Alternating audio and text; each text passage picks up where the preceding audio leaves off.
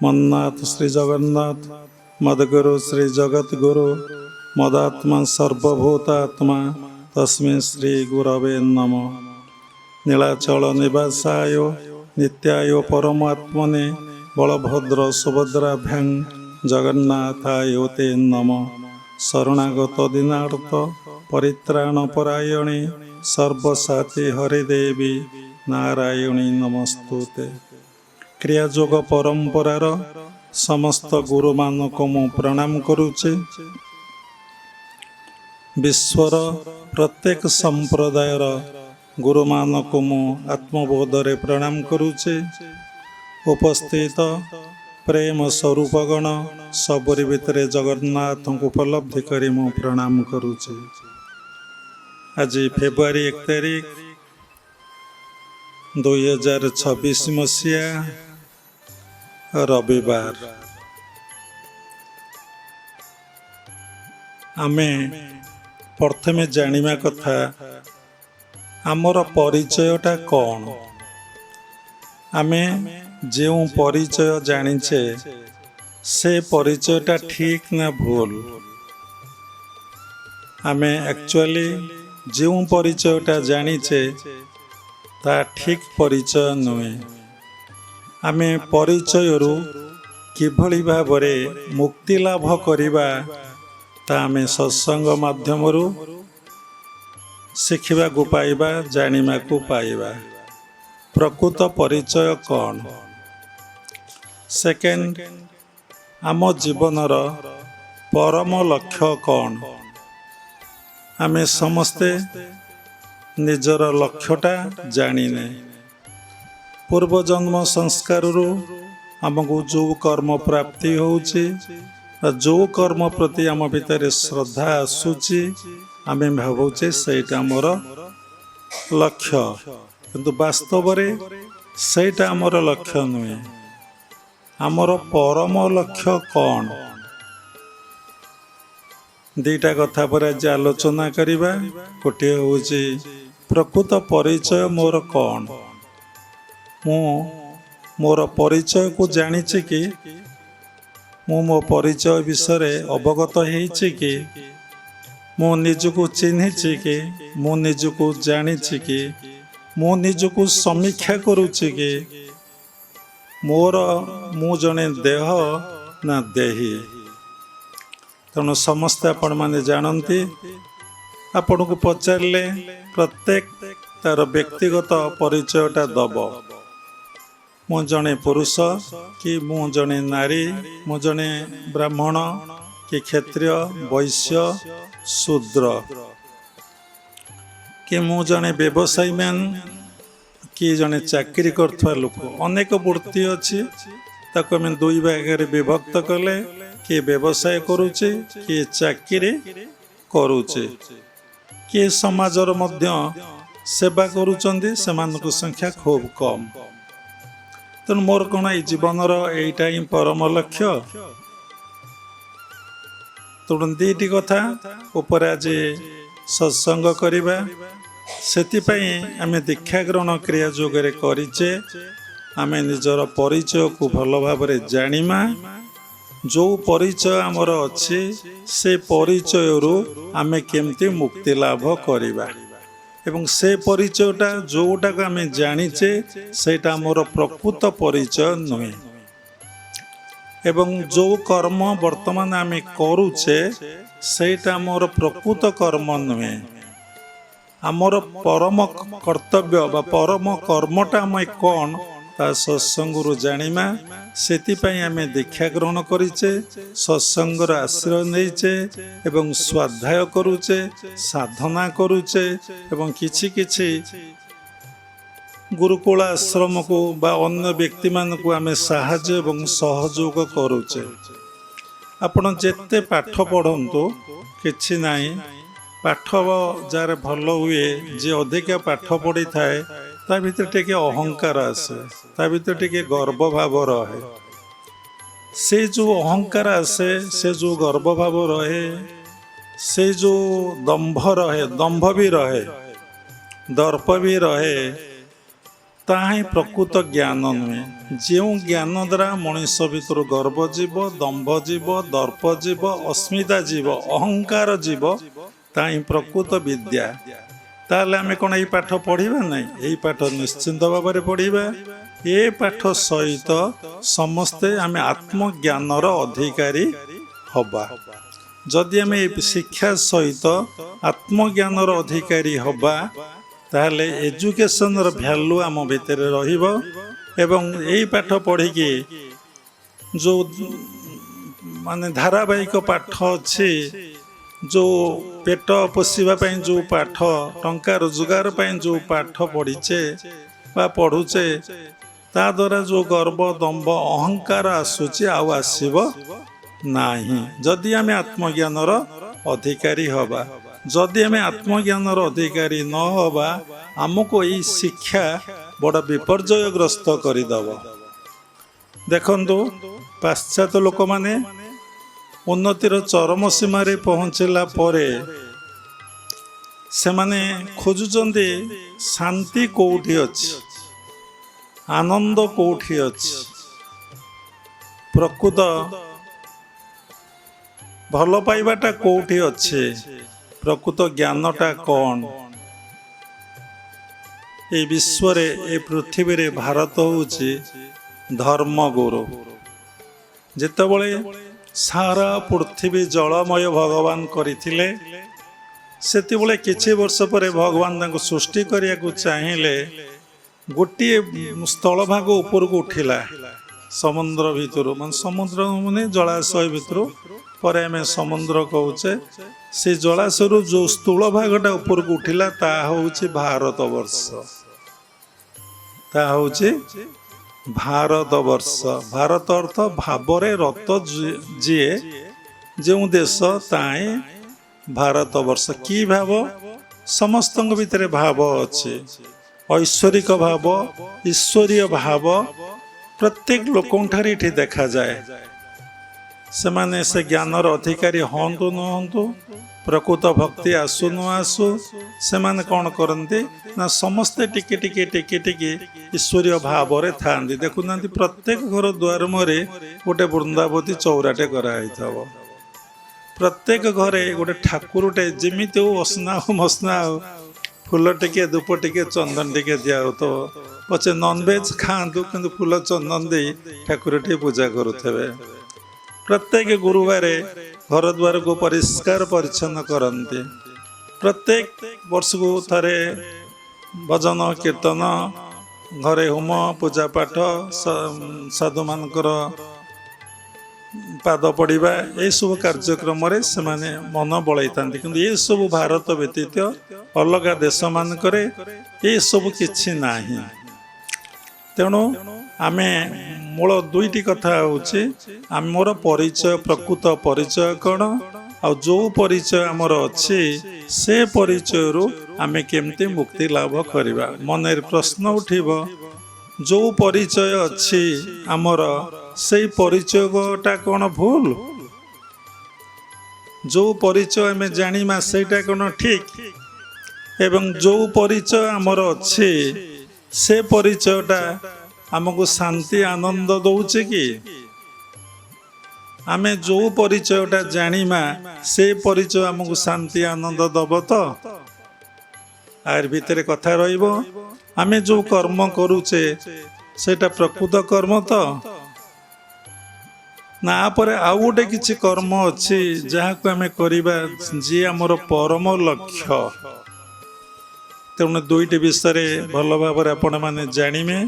ସେଥିପାଇଁ ଦୀକ୍ଷା ଗ୍ରହଣ, ଯିଏ ଗୁରୁଙ୍କ ଉପରେ ଅଚଳା ବିଶ୍ୱାସ, ଭକ୍ତି, ଶ୍ରଦ୍ଧା ଆଉ ସାଧନାରେ ଯାହାର ନିଷ୍ଠା ରହିଥାଏ, ପ୍ରତ୍ୟେକ ଦିନ ମୁଁ ଧ୍ୟାନ କରିବି, ପ୍ରତ୍ୟେକ ଦିନ ଯେମିତି ପ୍ରସାଦ ପାଉଛି, ପ୍ରତ୍ୟେକ ଦିନ ଯେମିତି ସ୍ନାନ କରୁଛି, ପ୍ରତ୍ୟେକ ଦିନ ଯେମିତି ଝାଡ଼ା ଯାଉଛି, ପ୍ରତ୍ୟେକ ଦିନ ଯେମିତି ସ୍ୱାଧ୍ୟାୟ ପଢ଼ୁଛି, ପ୍ରତ୍ୟେକ ଦିନ ଯେମିତି ମୋବାଇଲରେ 10-15 ଥର 20 ଥର କଥାବାର୍ତ୍ତା ହେଉଛି, ସେମିତି ପ୍ରତ୍ୟେକ ଦିନ ଗୋଟେ ପର୍ଟିକୁଲାର ଟାଇମ୍ ମୁଁ ସାଧନାରେ ବସିବି। କେବେ ଦିନେ ସାଧନା, ଯେତେ କର୍ମ ଥାଉ, ଗୃହସ୍ଥାଶ୍ରମରେ ରହିଛନ୍ତି, ଗୃହସ୍ଥାଶ୍ରମ ରହିଲେ ବହୁତ ଜଞ୍ଜାଳ, ବହୁତ ମାୟା, ବହୁତ ସେଠି ମାନେ ପରିବେଶ ଏତେ ଅନୁକୂଳ ନୁହେଁ, ପରିବେଶ ପ୍ରତିକୂଳ। ସେଥିଲାଗି ସାଧୁସନ୍ଥ ମାନେ କ'ଣ କରିଛନ୍ତି, ଯେଉଁମାନେ ଭଗବାନଙ୍କୁ ପ୍ରାପ୍ତି ହେଇଛନ୍ତି, ଦର୍ଶନ କରିଛନ୍ତି, ଉପଲବ୍ଧି କରିଛନ୍ତି, ଭଗବାନଙ୍କ ସହିତ ମିଳନ ଏକକାର ହେଇଯାଇଛନ୍ତି, ସେମାନେ ସମସ୍ତେ ଗୃହସ୍ଥାଶ୍ରମକୁ ତ୍ୟାଗ କରି ଯାଇଛନ୍ତି। ପ୍ରତ୍ୟେକ ଗୃହସ୍ଥାଶ୍ରମଟା ଗୋଟେ ସୀମା, ନିର୍ଦ୍ଦିଷ୍ଟ ସୀମା ଭିତରେ ରହିବ। ସେ ନିର୍ଦ୍ଦିଷ୍ଟ ସୀମାକୁ ଆଉ କ୍ରସ୍ କରିହେବନି। ବହୁତ ଲୋକ ପ୍ରଶ୍ନ ଆମକୁ କରୁଛନ୍ତି ସତ୍ସଙ୍ଗ ଶୁଣି ଫୋନ୍ ମାଧ୍ୟମରେ, ବାବା ଗୃହସ୍ଥାଶ୍ରମ ରହି ଭଗବାନଙ୍କୁ ଦର୍ଶନ ଉପଲବ୍ଧି କରିହେବ ନାହିଁ? ଆପଣ ଭଗବତ ପ୍ରଶ୍ନରେ କାହାକୁ ନାହିଁ ବୋଲି କହିବେ ନାହିଁ, ସମସ୍ତଙ୍କୁ ପଜିଟିଭ୍ କହିବେ। କାରଣ ପ୍ରତ୍ୟେକ ଲୋକର ଗୋଟେ ମନ ଅଛି, ଗୋଟେ ବୁଦ୍ଧି ଅଛି, ଗୋଟେ ବିବେକ ଅଛି, ତାପରେ ଆତ୍ମା ଅଛି। କିନ୍ତୁ ସେ ସବୁବେଳେ ମନରେ ଥାଏ, ସେ ବୁଦ୍ଧିରେ ନଥାଏ, ବିବେକରେ ନଥାଏ, ଆତ୍ମାରେ ନଥାଏ। ଯଦି ସେ ପୁଣି ବାବା ଅନେକ ଥର କହିଛନ୍ତି, ଗୋଟେ କୁମନ, ଗୋଟେ ସୁମନ, ଗୋଟେ ସୁବୁଦ୍ଧି, ଗୋଟେ କୁବୁଦ୍ଧି। ବିବେକ କିନ୍ତୁ ଗୋଟିଏ, ବିବେକ କିନ୍ତୁ ଦୁଇ ନୁହେଁ। ଆତ୍ମା ଗୋଟିଏ, ଆତ୍ମା କେତେବେଳେ ଦୁଇ ନୁହେଁ। ତେଣୁ ଯେତେବେଳେ ମନକୁ ଯେଉଁ କଥାଟି, ଯେଉଁ ପରିବେଶଟି ଭଲ ଲାଗୁଥାଏ, ସେଇ ଟାଇପର କଥା ଯଦି ସେ ଗୁରୁ କୁହନ୍ତି ବା ଉପଦେଶ ଦିଅନ୍ତି, ସେ ଶିଷ୍ୟ ବା ଶିଷ୍ୟା ବହୁତ ଖୁସି ଏବଂ ଆନନ୍ଦ ହେଇଯାଆନ୍ତି।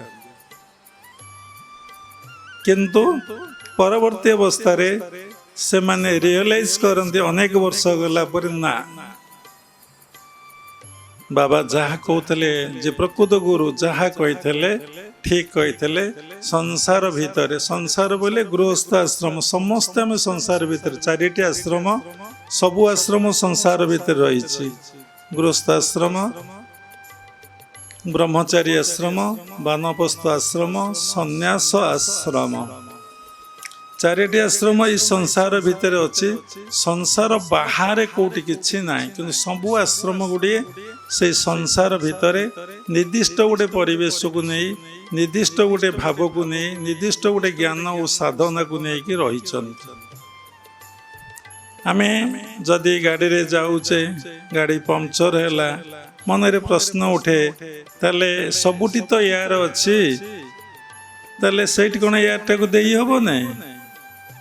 ତାକୁ କାହିଁ ଯେଉଁଠି ଗ୍ୟାରେଜ ନେଇକି ଯାଉଛେ, ଯେଉଁଠି ଏୟାର ଦେବା କଥା, ସେଇଠି କାହିଁ ଏୟାର ଦେଉଛେ? ଘରେ କ'ଣ ଅପରେସନ ହେଇପାରିବେ ନାହିଁ? ରୋଗ ହେଇଛି, ପୁଣି ଖୋଜି ଖୋଜି ଭଲ ମେଡ଼ିକାଲ ଯାଉଛନ୍ତି, ଯେଉଁଠି ଭଲ ଡକ୍ଟର ଅଛନ୍ତି, ଭଲ ମେସିନ୍ ଅଛି, ଭଲ ଅପରେସନ ହେଇପାରୁଛେ। ଯେତେ କଷ୍ଟ ପଛେ ହଉ, 2 ଗୁଣା ରେଟ୍ ମଧ୍ୟ ହଉ, ଆମେ ସେଇଠି ଯାଇକି ଅପରେସନ ହେବା କି ଦେହଟାକୁ ଆମେ ଦେଖେଇବା। କାହିଁ ଘରେ କ'ଣ ଦେଖେଇ ହେବ ନାହିଁ? ଆମେ ମେଡ଼ିକାଲ ବହି କି ଇଞ୍ଜିନିୟରିଂ ବହି କି କଲେଜ ବହି ଆମେ କିଣିକି ଘରେ, ଟିଚର ବିନା ଆମେ କ'ଣ ପାଠ ପଢ଼ିପାରିବା ନାହିଁ? ଘରଟା ସେଇଟା ତ ଗୋଟେ ଆଶ୍ରମ, କାହିଁ ପଢ଼ି ହେବନି? ନା, ପ୍ରତ୍ୟେକ କାମ ପାଇଁ ଭଗବାନ କ'ଣ କରୁଛନ୍ତି, ଗୋଟେ ସ୍ୱତନ୍ତ୍ର ସବୁ ଅନୁଷ୍ଠାନ ଗଢ଼ିଛନ୍ତି। ସବୁ ତ ତାଙ୍କ କୃପା ଆଶୀର୍ବାଦରେ ହେଇଛି। ତେଣୁ ସେଇଠି ଗଲେ ସେଇ ପାଠ ପଢ଼ିବ, ସେଇ କନସେନ୍ଟ୍ରେସନ୍ ଆସିବ, ସେଇ ପରିବେଶ ଦେଖିବ, ତମ ଭିତରେ ଆଗ୍ରହ, ଉତ୍ସାହ, ଉଦ୍ଦୀପନା ଆସିବ। ଯଦି ଗୃହସ୍ଥାଶ୍ରମରେ ରହିବ, ତମର ଟିକେ ଭଗବତ ଚେତନା ରହିବ। ଜେନେରାଲ ଲୋକଠାରୁ ତମର ସ୍ୱଭାବ ଆଚରଣ ଟିକେ ପରିବର୍ତ୍ତନ ହେବ। ଆଉ କ'ଣ ହେବ ନା, ମନରେ ସାତ୍ତ୍ୱିକ ଭାବ ଟିକେ ଟିକେ ଫୁଟି ଉଠିବ ଏବଂ ଜୀବ ପ୍ରତି ଟିକେ ଦୟାଭାବ ମନରେ ଆସିବ। କିନ୍ତୁ ପ୍ରକୃତ ସେଲ୍ଫ ରିଏଲାଇଜେସନ୍ ତମର ହେଇପାରିବ ନାହିଁ। କାରଣ ପ୍ରତ୍ୟେକ ଲୋକର ପ୍ରଭାବ ପ୍ରତ୍ୟେକ ଲୋକଙ୍କ ଉପରେ ପଡ଼େ। ପ୍ରତ୍ୟେକ ଲୋକର ପ୍ରଭାବ ପ୍ରତ୍ୟେକ ଲୋକଙ୍କ ଉପରେ ପଡ଼େ। ପ୍ରତ୍ୟେକ ପ୍ରାଣୀର, ଯେକୌଣସି ପ୍ରାଣୀର ପ୍ରଭାବ ଆଉ ଲୋକଙ୍କର ଉପରେ ପଡ଼େ। କାହା ଉପରେ ପଡ଼େ ନା, ମନ ଉପରେ ପଡ଼େ। ପ୍ରତ୍ୟେକ ଲୋକର, ଗୋଟେ ଭଲ ଲୋକକୁ ଦେଖିଲେ ଭଲ ଲୋକ ତ ଯିଏ ସବୁବେଳେ ପ୍ରସନ୍ନ ରହିଥାନ୍ତି। ସୁନ୍ଦର ଅସୁନ୍ଦର ଠିକ୍ କିଛି ନାହିଁ। ତାଙ୍କୁ ଦେଖିଲେ ମନ ଖୁସି ହେଇଯିବ, ତମ ଦୁଃଖଟା ମଧ୍ୟ ପଳେଇବ। ଯଦି ଗୋଟେ ମୁହଁ କିଏ କେମିତି ଆଧ୍ୟାତ୍ମିକ ଭାଷାରେ କହିବି, ମନରେ ଯାହାର ଦୁଃଖ ଅଛି, ମୁହଁ ଯାହାର ଓହଳି ପଡ଼ିଛି,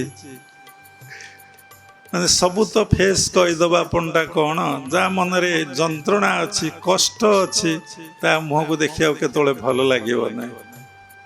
ତା ମୁହଁକୁ ଦେଖିଲେ କେତେବେଳେ ଆନନ୍ଦ ଲାଗିବନି। ସବୁବେଳେ ସୁନ୍ଦରଟା ଆମକୁ ଆନନ୍ଦ ଦେଉଛି, ଭଲଟା ଆମକୁ ଆନନ୍ଦ ଦେଉଛି। ଯେଉଁଟା ସୁନ୍ଦର ନୁହଁ, ଭଲ ନୁହେଁ, ପରିବେଶ ଭଲ ନୁହେଁ, ଏ ଘରଟି ଭଲ ହେଇନଥାନ୍ତା, ଭଲ କି ଫ୍ୟାନ୍ ଲାଗିନଥାନ୍ତା, ଲାଇଟ୍ ଦିଆ ହେଇନଥାନ୍ତା, ପରିଷ୍କାର ପରିଚ୍ଛନ୍ନ ନଥାନ୍ତା, ଆପଣଙ୍କୁ କ'ଣ କେବେ ଭଲ ଲାଗିବ? କେତେ ଲୋକଙ୍କୁ ଭଲ ଲାଗେ, ଆମେ ସେ କଥା ଜାଣିପାରୁନେ କେମିତି ଭଲ ଲାଗେ। ସେଇଭଳି ଭାବୁ ସଂସ୍କାର ନେଇକି ସେ ଆସିଛନ୍ତି। ତେଣୁ ଗୋଟେ ବଡ଼ କଥା ହେଉଛି ଆମେ ଭାବୁଛେ ଆମର ପରିଚୟ କ'ଣ ନା ମୁଁ ଜଣେ ବ୍ୟକ୍ତି, ଏବଂ ଯେଉଁ କାଷ୍ଟର ସେଇ କାଷ୍ଟ କଥା ସେ କହିବ, ଏବଂ ଯେଉଁ କର୍ମ କରୁଛି ସେଇ କର୍ମ କଥା କହିବ, ଯେଉଁ ପାଠ ପଢ଼ିଛି ସେଇ ପାଠ କଥା ସେ କହିବ, ଏବଂ ତାର ଘର ଯେଉଁଠି ସେଇଠି ସେ ଆଡ୍ରେସ୍ ଦେବ, ଏବଂ ତାର କେତେ ବ୍ୟାଙ୍କ ବାଲାନ୍ସ, ଜମି, କୋଠା, ସୁନା ରହିଛି ସେଇ କଥା ସେ କହିବ। ତେଣୁ ପ୍ରକୃତ ପରିଚୟଟା କ'ଣ? ସେ ଯାହା ଜାଣିଛି ସେଇଟା ତାର ପରିଚୟ ନୁହେଁ। ଯେତେବେଳେ ଆମେ ଦୀକ୍ଷା ଗ୍ରହଣ କଲେ, ଦୀକ୍ଷା ଶବ୍ଦର ଅର୍ଥ ଆମେ ବୁଝିଲେ ନବଜନ୍ମ, ଦୀକ୍ଷା ଶବ୍ଦର ଅର୍ଥ ବୁଝିଲେ ନିଜର ସ୍ୱରୂପରେ ଅବସ୍ଥାପନ। ତେଣୁ ସ୍ୱରୂପରେ ଅବସ୍ଥାପନ। ତେଣୁ ଆମର ସ୍ୱରୂପଟା କ'ଣ? ପ୍ରକୃତରେ ଦେହ ଭିତରେ ଦେଇ ଅଛନ୍ତି, ଏବଂ ସେ ଦେହି ବା ବଡି ଭିତରେ ସୋଲ୍ ଅଛି। ସେଇ ସୋଲ୍ ହିଁ ସବୁ କାମ କରୁଛି। ଆମେ ଏକଥା ଜାଣିନେ। ଗୋଟେ ଲୋକ ଖାଉଛି, ପିଉଛି, ଅର୍ଥ ଉପାର୍ଜନ କରୁଛି, ଏବଂ ସମାଜରେ କିଛି କାମ କରୁଛି, ଏବଂ ପିଲା ଛୁଆର ଯତ୍ନ ନେଉଛି। ସେ କିନ୍ତୁ ଅନୁଭବ କରୁଛି କ'ଣ ନା ମୁଁ ସବୁ କାମ କରୁଛି, ମୋ ଦ୍ୱାରା ସମସ୍ତ କାର୍ଯ୍ୟ ସମ୍ପନ୍ନ ହେଉଛି। କିନ୍ତୁ ପ୍ରକୃତରେ ସେ ମୁଁଟା କ'ଣ ସେ ଏପର୍ଯ୍ୟନ୍ତ ଭଲ ଭାବରେ ଜାଣିନାହିଁ। ସେ ମୁଁଟା କ'ଣ, ଏବଂ ସେ ମୁଁଟାକୁ ସେ ସର୍ଚ୍ଚ କରିନେ, ଖୋଜି ନାହିଁ। ଯେଉଁ ମୁଁଟା କହୁଛି ସେ ମୁଁଟା ମୋ ହାତ କି ଗୋଡ଼ କି ପାଟି କି ପେଟ କି ଆଖି କି ମୁଣ୍ଡ, ସେ ମୁଁଟା କେଉଁଠି ଅଛି ଶରୀର ଭିତରେ? ସେ ମୁଁଟା ପ୍ରକୃତ ମୁଁ ସେ କିଏ? ତାର ଯଦି ସମୀକ୍ଷା କରିବେ, ତାକୁ ଯଦି ସର୍ଚ୍ଚ କରିବେ, ତାକୁ ଯଦି ଦେହ ଭିତରେ ଖୋଜିବେ, ଆପଣ ଦେହ ଭିତରେ ଶ୍ୱାସ ପ୍ରଶ୍ୱାସର କ୍ରିୟା ମଧ୍ୟ ଚାଲିଛି, ଆପଣଙ୍କର ଜ୍ଞାତରେ ଚାଲିଛି, ଆପଣଙ୍କର ଅଜ୍ଞାତରେ ବି ଚାଲିଛି। ଆପଣ ସବୁ କାମ କରୁଛନ୍ତି, କହୁଛନ୍ତି ମୁଁ କରୁଛି। ଠିକ୍ ଅଛି, ଆପଣ କରୁଛନ୍ତି। ଯଦି ଆପଣଙ୍କର ଶ୍ୱାସ ପ୍ରଶ୍ୱାସର କ୍ରିୟାଟି ବନ୍ଦ ହେଇଯାଏ, ଆପଣ କିଛି କରିପାରିବେ? କିଛି କରିପାରିବେ ନାହିଁ। ତେଣୁ ଯେଉଁ ଶ୍ୱାସ ପ୍ରଶ୍ୱାସର କ୍ରିୟାଟା ହେଉଛି, ସେ ଶ୍ୱାସ ପ୍ରଶ୍ୱାସ କ୍ରିୟାଟା ଶରୀର ଭିତରେ ରହିକି କିଏ ନେଉଛି, କିଏ ଛାଡ଼ୁଛି? ଆପଣ ମନରେ ପ୍ରଶ୍ନ ଉଠିବ, ଏଟା ମନକୁ ମନ ହେଉଛି। କୌଣସି କାମ ଏ ସୃଷ୍ଟିରେ ଆପଣ ଦେଖିଛନ୍ତି ମନକୁ ମନ କେଉଁ କାମ ଗୋଟେ ହେଉଛି? ଯାହା କିଛି ହେଉଛି କାହାର ଇନଷ୍ଟ୍ରକ୍ସନରେ, କାହାର ନିର୍ଦ୍ଦେଶରେ, କାହାର ପ୍ରେରଣାରେ, ଏବଂ କିଏ ଜଣେ ରହିଛନ୍ତି କର୍ତ୍ତା, ଯେକୌଣସି ଜାଗାରେ ଯେକୌଣସି କାମ ହେଉଛି ସେ ତାକୁ କରୁଛନ୍ତି। ତେଣୁ ସମସ୍ତଙ୍କ ଭିତରେ ଯେତେ ସଚରାଚର ପ୍ରାଣୀ ଜଗତ ଅଛନ୍ତି, ମନୁଷ୍ୟ ଜଗତ, ପଶୁ ଜଗତ, ପକ୍ଷୀ ଜଗତ, ଯେଉଁମାନେ ଜୀବନ୍ତ, ସେମାନଙ୍କ ମଧ୍ୟରେ ଶ୍ୱାସ ପ୍ରଶ୍ୱାସର କ୍ରିୟାଟି ହେଉଛି। ସେଥିଲାଗି ଶାସ୍ତ୍ରରେ କୁହାଯାଏ, breath control is self control, breath mastery is self mastery, breathlessness stage is deathlessness stage. ଶ୍ୱାସ ସହିତ ମନର ବହୁତ ସମ୍ପର୍କ ଅଛି, ବହୁତ ନୁହେଁ, ସମ୍ପୂର୍ଣ୍ଣ ସମ୍ପର୍କ ଅଛି। ଏବଂ ଶ୍ୱାସ ପ୍ରଶ୍ୱାସ ସହିତ ମନର ସମ୍ପୂର୍ଣ୍ଣ ସମ୍ପର୍କ ଅଛି। କିନ୍ତୁ ଦେଖନ୍ତୁ ଆପଣଙ୍କର ମନ ସବୁଆଡ଼େ ବୁଲୁଛି, ସବୁ କାମ କରୁଛି, ସବୁଠିକି ଯାଉଛି। ଯେଉଁଠି ଆପଣ ଭାବୁଛନ୍ତି ଏବେ ମୋର ବନ୍ଧୁ ଘରକୁ ଯିବି, ଗଲେ ଅମକ ଜାଗା ବୁଲିବାକୁ ଗଲେ ମନେ ମନେ ମଧ୍ୟ ବୁଲି ଚାଲି ଆସିଲେ, ମୁଁ ଅମକଟା ଖାଇବି ମନେ ମନେ ମଧ୍ୟ ଆପଣ ଖାଇପାରିବେ। ଏଇ ମନରେ 10ଟାକ ଇନ୍ଦ୍ରିୟର କାମ ଆପଣ ମଧ୍ୟ ମନେ ମନେ କରିଦେଇପାରିବେ। ଏବଂ ମନ ଯେଉଁଠିକି ଚାହିଁବ, ଆଜି ଧ୍ୟାନ କେନ୍ଦ୍ରକୁ ଆସିବାକୁ ଚାହିଁଲେ ଆପଣମାନେ ଆସିଲେ, କେଉଁ ଜିନିଷ ଧରିକି ଯିବି ମନରେ ଚିନ୍ତା ହେଲା, ସେଇ ଜିନିଷକୁ ଧରିକି ଆପଣ ଆସିଲେ। ଦେଖନ୍ତୁ ମନ ସବୁବେଳେ ଅନିତ୍ୟ ବସ୍ତୁ ସହିତ ସବୁବେଳେ ସଂଯୋଗ ହେଉଛି। ନିତ୍ୟ ବସ୍ତୁ ସହିତ ମନ କେତେବେଳେ ସଂଯୋଗ ହଉ ନାହିଁ। ହେଉଛି ମନ ସବୁବେଳେ ଅସତ ସହିତ ସଂଯୋଗ ହେଉଛି। ଭଗବାନଙ୍କ ସୃଷ୍ଟିରେ ଦୁଇଟି କଥା, ଭଗବାନ ସତ୍ୟ, ତାଙ୍କ ସୃଷ୍ଟିଟା ମିଥ୍ୟା। ଆମେ ତାକୁ କହୁଛେ ବ୍ରହ୍ମଂ ସତ୍ୟ। ଶଙ୍କରାଚାର୍ଯ୍ୟ କହିଲେ ବ୍ରହ୍ମଂ ସତ୍ୟ ଜଗତ ମିଥ୍ୟା, ଈଶ୍ୱର ସତ୍ୟ ଜଗତ ମିଥ୍ୟା। ଆମେ ଏ କଥା ସମସ୍ତେ ଜାଣିଛେ, କିନ୍ତୁ କେତେବେଳେ ଚିନ୍ତା କରିଛେ ମୁଁ ବ୍ରହ୍ମ ଚିନ୍ତାରେ ଅଛି ନା ଜଗତ ଚିନ୍ତାରେ ଅଛି, ମୁଁ ସତ୍ ଚିନ୍ତାରେ ଅଛି ନା ମୁଁ ଅସତ ଚିନ୍ତାରେ ରହୁଛି। ମୁଁ ଏଠି ଚିରସ୍ଥାୟୀ କି? ଖୁବ୍ ବଞ୍ଚିଲେ 120, 120ରୁ ଏବେ ଆସିଲାଣି 80, 80ରୁ ଆସିଲାଣି 60। ସମସ୍ତେ ଦେଖନ୍ତୁ ଡେ ବାଇ ଡେ ରୋଗଗ୍ରସ୍ତ, ସମସ୍ତେ ଡେ ବାଇ ଡେ ରୋଗଗ୍ରସ୍ତ। ସମସ୍ତଙ୍କର ମାନସିକ ବିକୃତି ଘଟୁଛି, ସମସ୍ତେ ଛଟପଟରେ ରହୁଛନ୍ତି, ସମସ୍ତଙ୍କ ଭିତରେ ତୃଷ୍ଣା ରହୁଛି, ସମସ୍ତଙ୍କ ଭିତରେ ଭୋଗ ଲାଳସା ରହୁଛି। ମାନେ ଆମେ ବି ଭାବୁଥିଲୁ ବୟସ 60 ବର୍ଷ ପରେ ସଂସାର ଲୋକର ଭୋଗ ଲାଳସା ରହେ ନାହିଁ, କିନ୍ତୁ ଏବେ ଦେଖିଲୁ ଏଇ ଶିଷ୍ୟ ଭକ୍ତମାନଙ୍କ ସଂସ୍ପର୍ଶରେ ଆସି ଏ ଭୋଗ ଲାଳସା ପ୍ରବଳ ମାତ୍ରାରେ ହିଁ ରହେ। ଯେଉଁମାନେ ସାଧନା କରିବେ, ସାତ୍ତ୍ୱିକ ଜୀବନ କାଟିବେ ଏବଂ ଗୁରୁଗତ ପ୍ରାଣ ହୋଇଥିବେ, ଈଶ୍ୱରଙ୍କୁ ଭଲ ପାଉଥିବେ, ତାଙ୍କର ଭାବନା କମିଯିବ, ରହିବ ନାହିଁ। କିନ୍ତୁ ଦେଖନ୍ତୁ ଆପଣ ଭାବିବେ ଗୃହସ୍ଥାଶ୍ରମ ରହି କାହିଁ ଭଗବାନଙ୍କୁ ପାଇହେବନି, ମନରେ ଅନେକ ଯୁକ୍ତି ଆସିବ, ତର୍କ ମଧ୍ୟ ଆସିବ। ହେଲେ ଏଇଠି ବାବା ଗୃହସ୍ଥାଶ୍ରମରେ ଥିଲେ, ତାଙ୍କର କେମିତି ଭଗବତ ଦର୍ଶନ ଉପଲବ୍ଧି ହେଲା। ଅନେକ ଶିଷ୍ୟମାନେ ମୋତେ ପ୍ରଶ୍ନ ଏବେ ମଧ୍ୟ କରୁଛନ୍ତି, ଆଜି ବାଟରେ ଆସିଲା ବେଳେ ପ୍ରଶ୍ନ କଲେ। କାହିଁକି ଏ ପ୍ରଶ୍ନ କରୁଛନ୍ତି ନା ସେମାନଙ୍କ ଭିତରେ ବୈରାଗ୍ୟ ଆସିନାହିଁ। ସେମାନେ ଚାହୁଁଛନ୍ତି ଏଇ ଗୃହସ୍ଥ ଆଶ୍ରମ ରହି ଆମର ସେଲ୍ଫ ରିଏଲାଇଜେସନ୍ ହବ। କେହି ମନା କରୁନାହାନ୍ତି, ହଉ। ସେଲ୍ଫ ରିଏଲାଇଜେସନ୍ ପାଇଁ ଯେଉଁ ୱାର୍କ କରାଯାଏ, ଯେଉଁ କର୍ମ କରାଯାଏ, ତୁମେ ସେଇ କର୍ମ କରୁଛ ତ ସେଠି ରହିକି। ଏବଂ ତମର ପରିବାରକୁ ଗୋଟେ ଆଶ୍ରମ ବୋଲି ସମସ୍ତ ମେମ୍ବର ଭାବିଛ ତ, ଏବଂ ସମସ୍ତ ମେମ୍ବର ଗୋଟିଏ ଗୁରୁଙ୍କର ଆଶ୍ରିତ ହେଇଛ ତ, ଏବଂ ସମସ୍ତେ ତମ ପରିବାର ମୁଖ୍ୟ ହେଲେ ତମ ଗୁରୁ ଆଉ ଭଗବାନ। ତମେ ତ ଭଗବାନଙ୍କୁ ଦେଖିନ, ଗୁରୁଙ୍କୁ ଦର୍ଶନ କରିଛ, ଗୁରୁଙ୍କ ସାନ୍ନିଧ୍ୟରେ ଆସିଛ ଏବଂ ଗୁରୁଙ୍କ କଥା ଶୁଣୁଛ। ଭଗବାନ ଅଛନ୍ତି, କିନ୍ତୁ ତାଙ୍କୁ ସେଇ ସ୍ଥୂଳ ଶରୀରରେ, ଅର୍ଥାତ୍ ଯିଏ ଯେଉଁ ରୂପରେ ଥାଏ, କିଏ କୃଷ୍ଣ ରୂପରେ, କିଏ ରାମ ରୂପରେ, କିଏ ଜଗନ୍ନାଥଙ୍କ ରୂପରେ, କିଏ ବିଭିନ୍ନ ମା ରୂପରେ, ଯିଏ ତାଙ୍କୁ କନସେନ୍ଟ୍ରେଟ୍ କରେ ଏବଂ ପୂର୍ଣ୍ଣ ସମର୍ପିତ ହେଇଯାଏ, ମନ ହୃଦୟରେ ବ୍ୟାକୁଳିତା ହୁଏ ତାଙ୍କୁ ଦର୍ଶନ କରିବା ପାଇଁ, ସ୍ଥୂଳ ଶରୀରରେ ସେ କରେ। ତା ବହୁତ କମ୍ ସାଧକ ସାଧିକା ପକ୍ଷରେ ବିରଳ। ରାମକୃଷ୍ଣ ପରମହଂସ ଦେଖିଥିଲେ ମାଆଙ୍କୁ, କଥାବାର୍ତ୍ତା ହେଉଥିଲେ। ଆପଣ ରାମକୃଷ୍ଣ କଥାମୃତ ପଢ଼ିବେ, କହିଲେ ମା, ଯଦି ମୋ ଭିତରେ କାମ ଚିନ୍ତା ଆସେ, ଯଦି କାଞ୍ଚନ ଚିନ୍ତା ଆସେ ବା କାମିନୀ ବା କାଞ୍ଚନ ଚିନ୍ତା ଆସେ, ତୋ ଆଗରେ ଏ ବେକକୁ କାଟିଦେବି। ଥରେ ଚିନ୍ତା କଲେ, ଏମିତି କଥା ମନରେ କେବେ ଆସିଛି ନା କେବେ ଆସିବ? ଶଯ୍ୟା ତ୍ୟାଗ ହେଲେ ଆମେ ଦୌଡ଼ିବା କୋଉଠିକି? କର୍ମକ୍ଷେତ୍ରକୁ। କ'ଣ ପାଇଁ? ନା ଟଙ୍କା ରୋଜଗାର ପାଇଁ।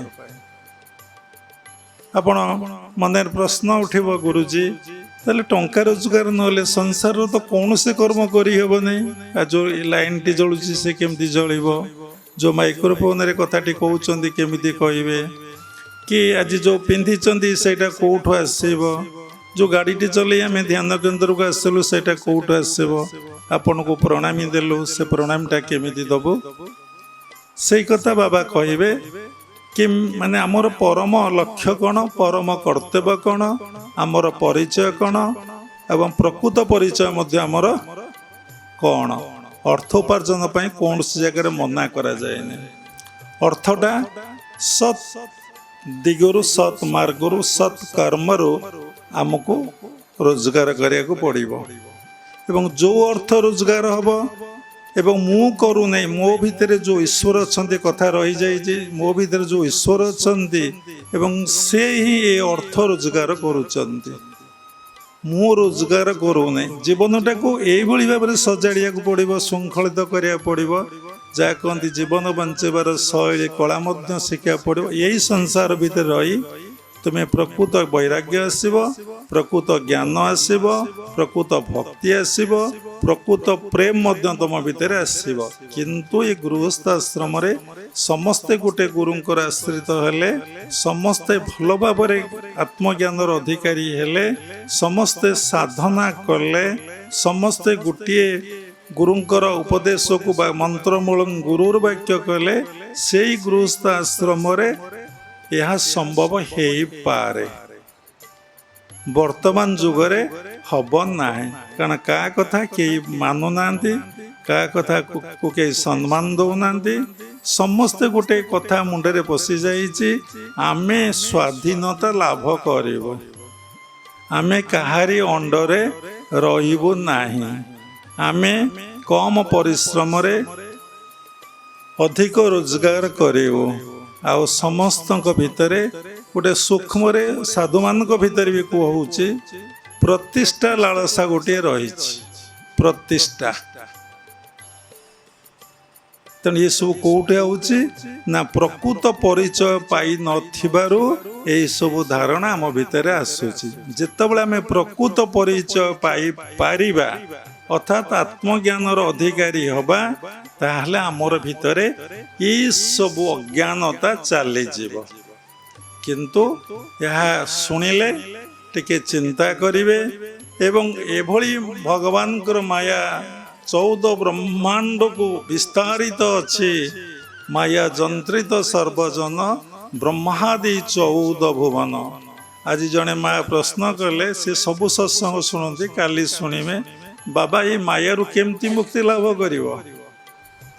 ଆମେ କହିଲୁ କାଲି ରାତିରେ ଆଉ ଜଣେ ମାଙ୍କୁ ଏଇ କଥା ବୁଝଉଥିଲି, ଆପଣ ମାୟାଟାକୁ ଆଗ ଭଲ ଭାବରେ ଜାଣନ୍ତୁ, କାହାକୁ ମାୟା କହନ୍ତି, କାହାକୁ ମାୟା କହନ୍ତି ଆଗ ଆପଣ ଭଲ ଭାବରେ ଜାଣନ୍ତୁ।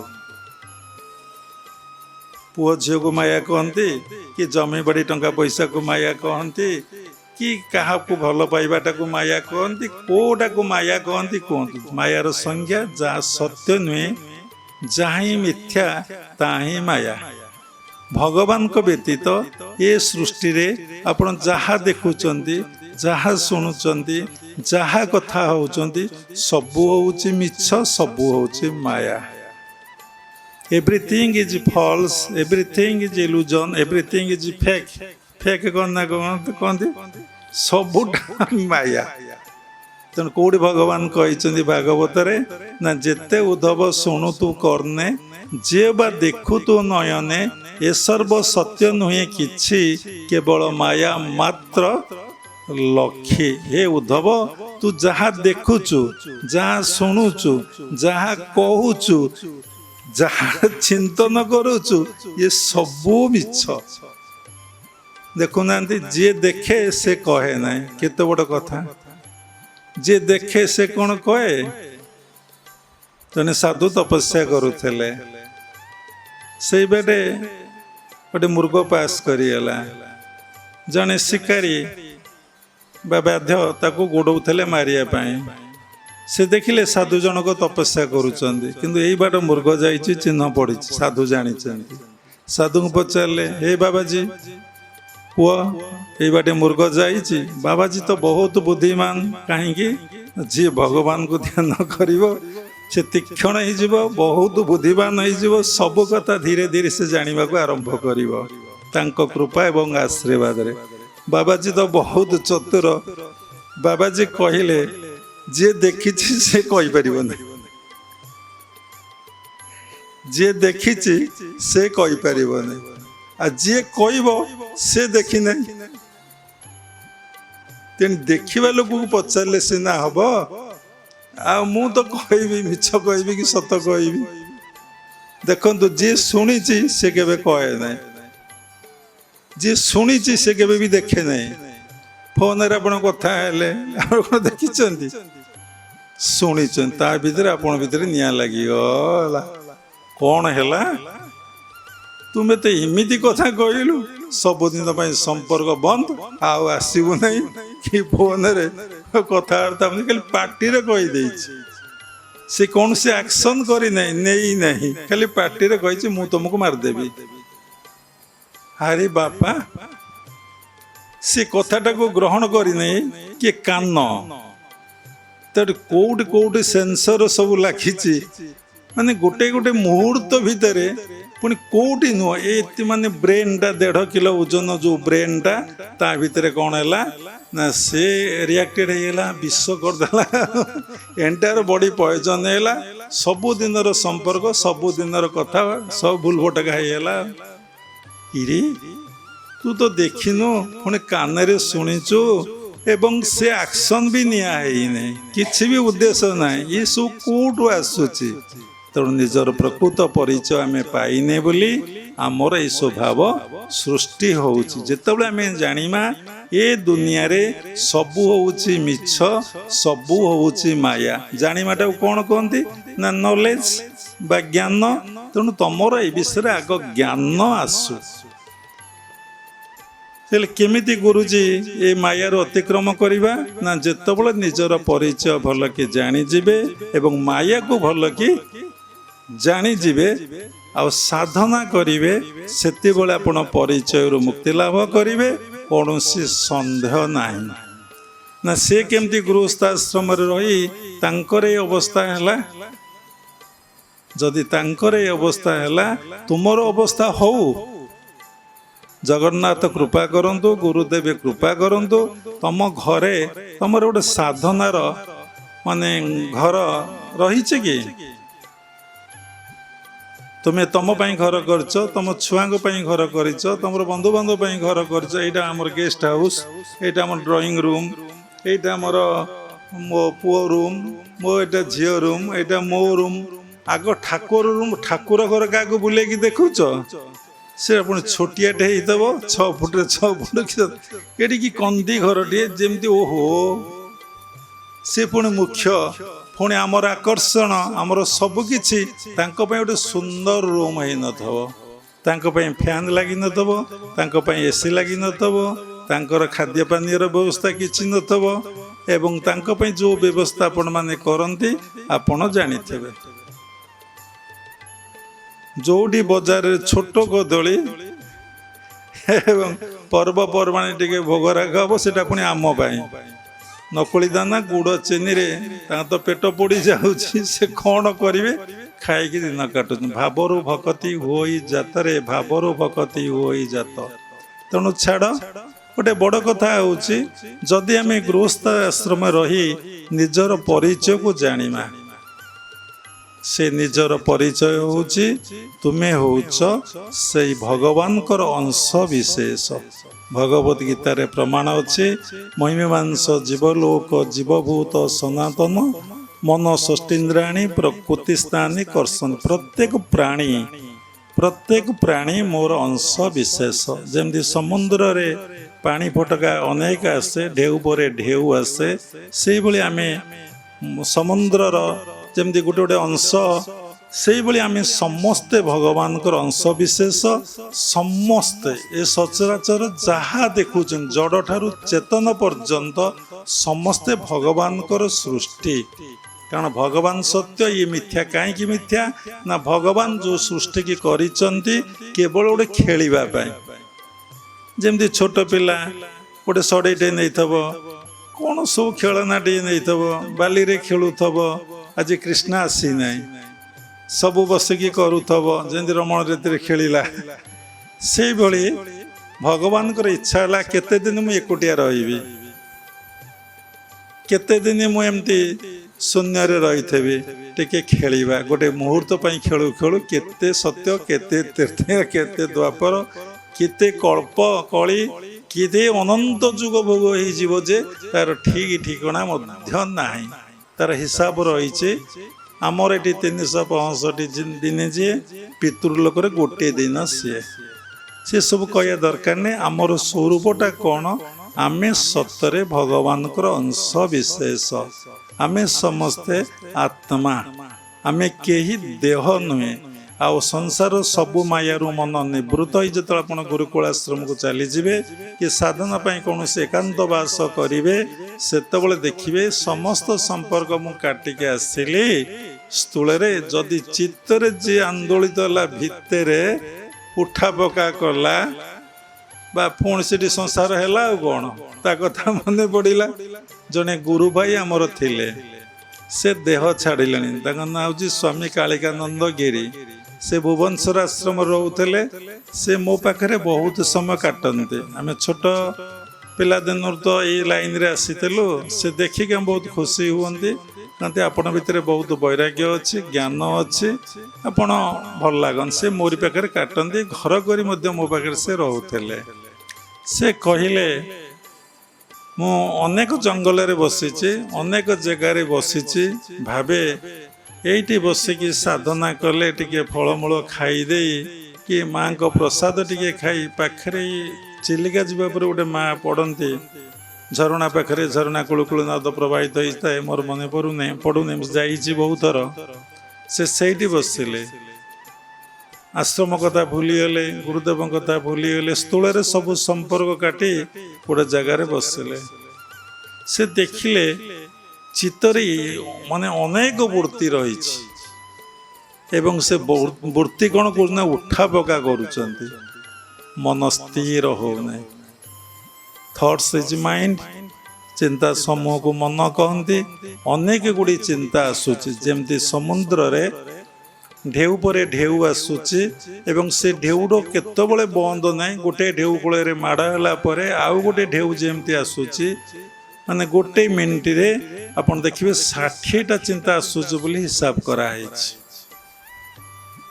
सबु समय चिंता आसूच एबे बाबा कहते सब कथा अधा अधा रही जाउची जो मन आमर सबु काम करूची बोली उपस्थापना करूची जुक्ति करूची निज भितर अहंकार आणुची मु ए बिल्डिंग कली मु जमी किणली मु बाहली मोर ये पुओ मु मोर भाव नहीं बंची थरे देखी ये सब क्रिया स्थूल हिसाब कले श्वास प्रश्वास द्वारा ही होउची जदि श्वास प्रश्वास न चलो साथी साथी मुर्दार साथी साथी शब साथी साथी माने गंध आरंभ हो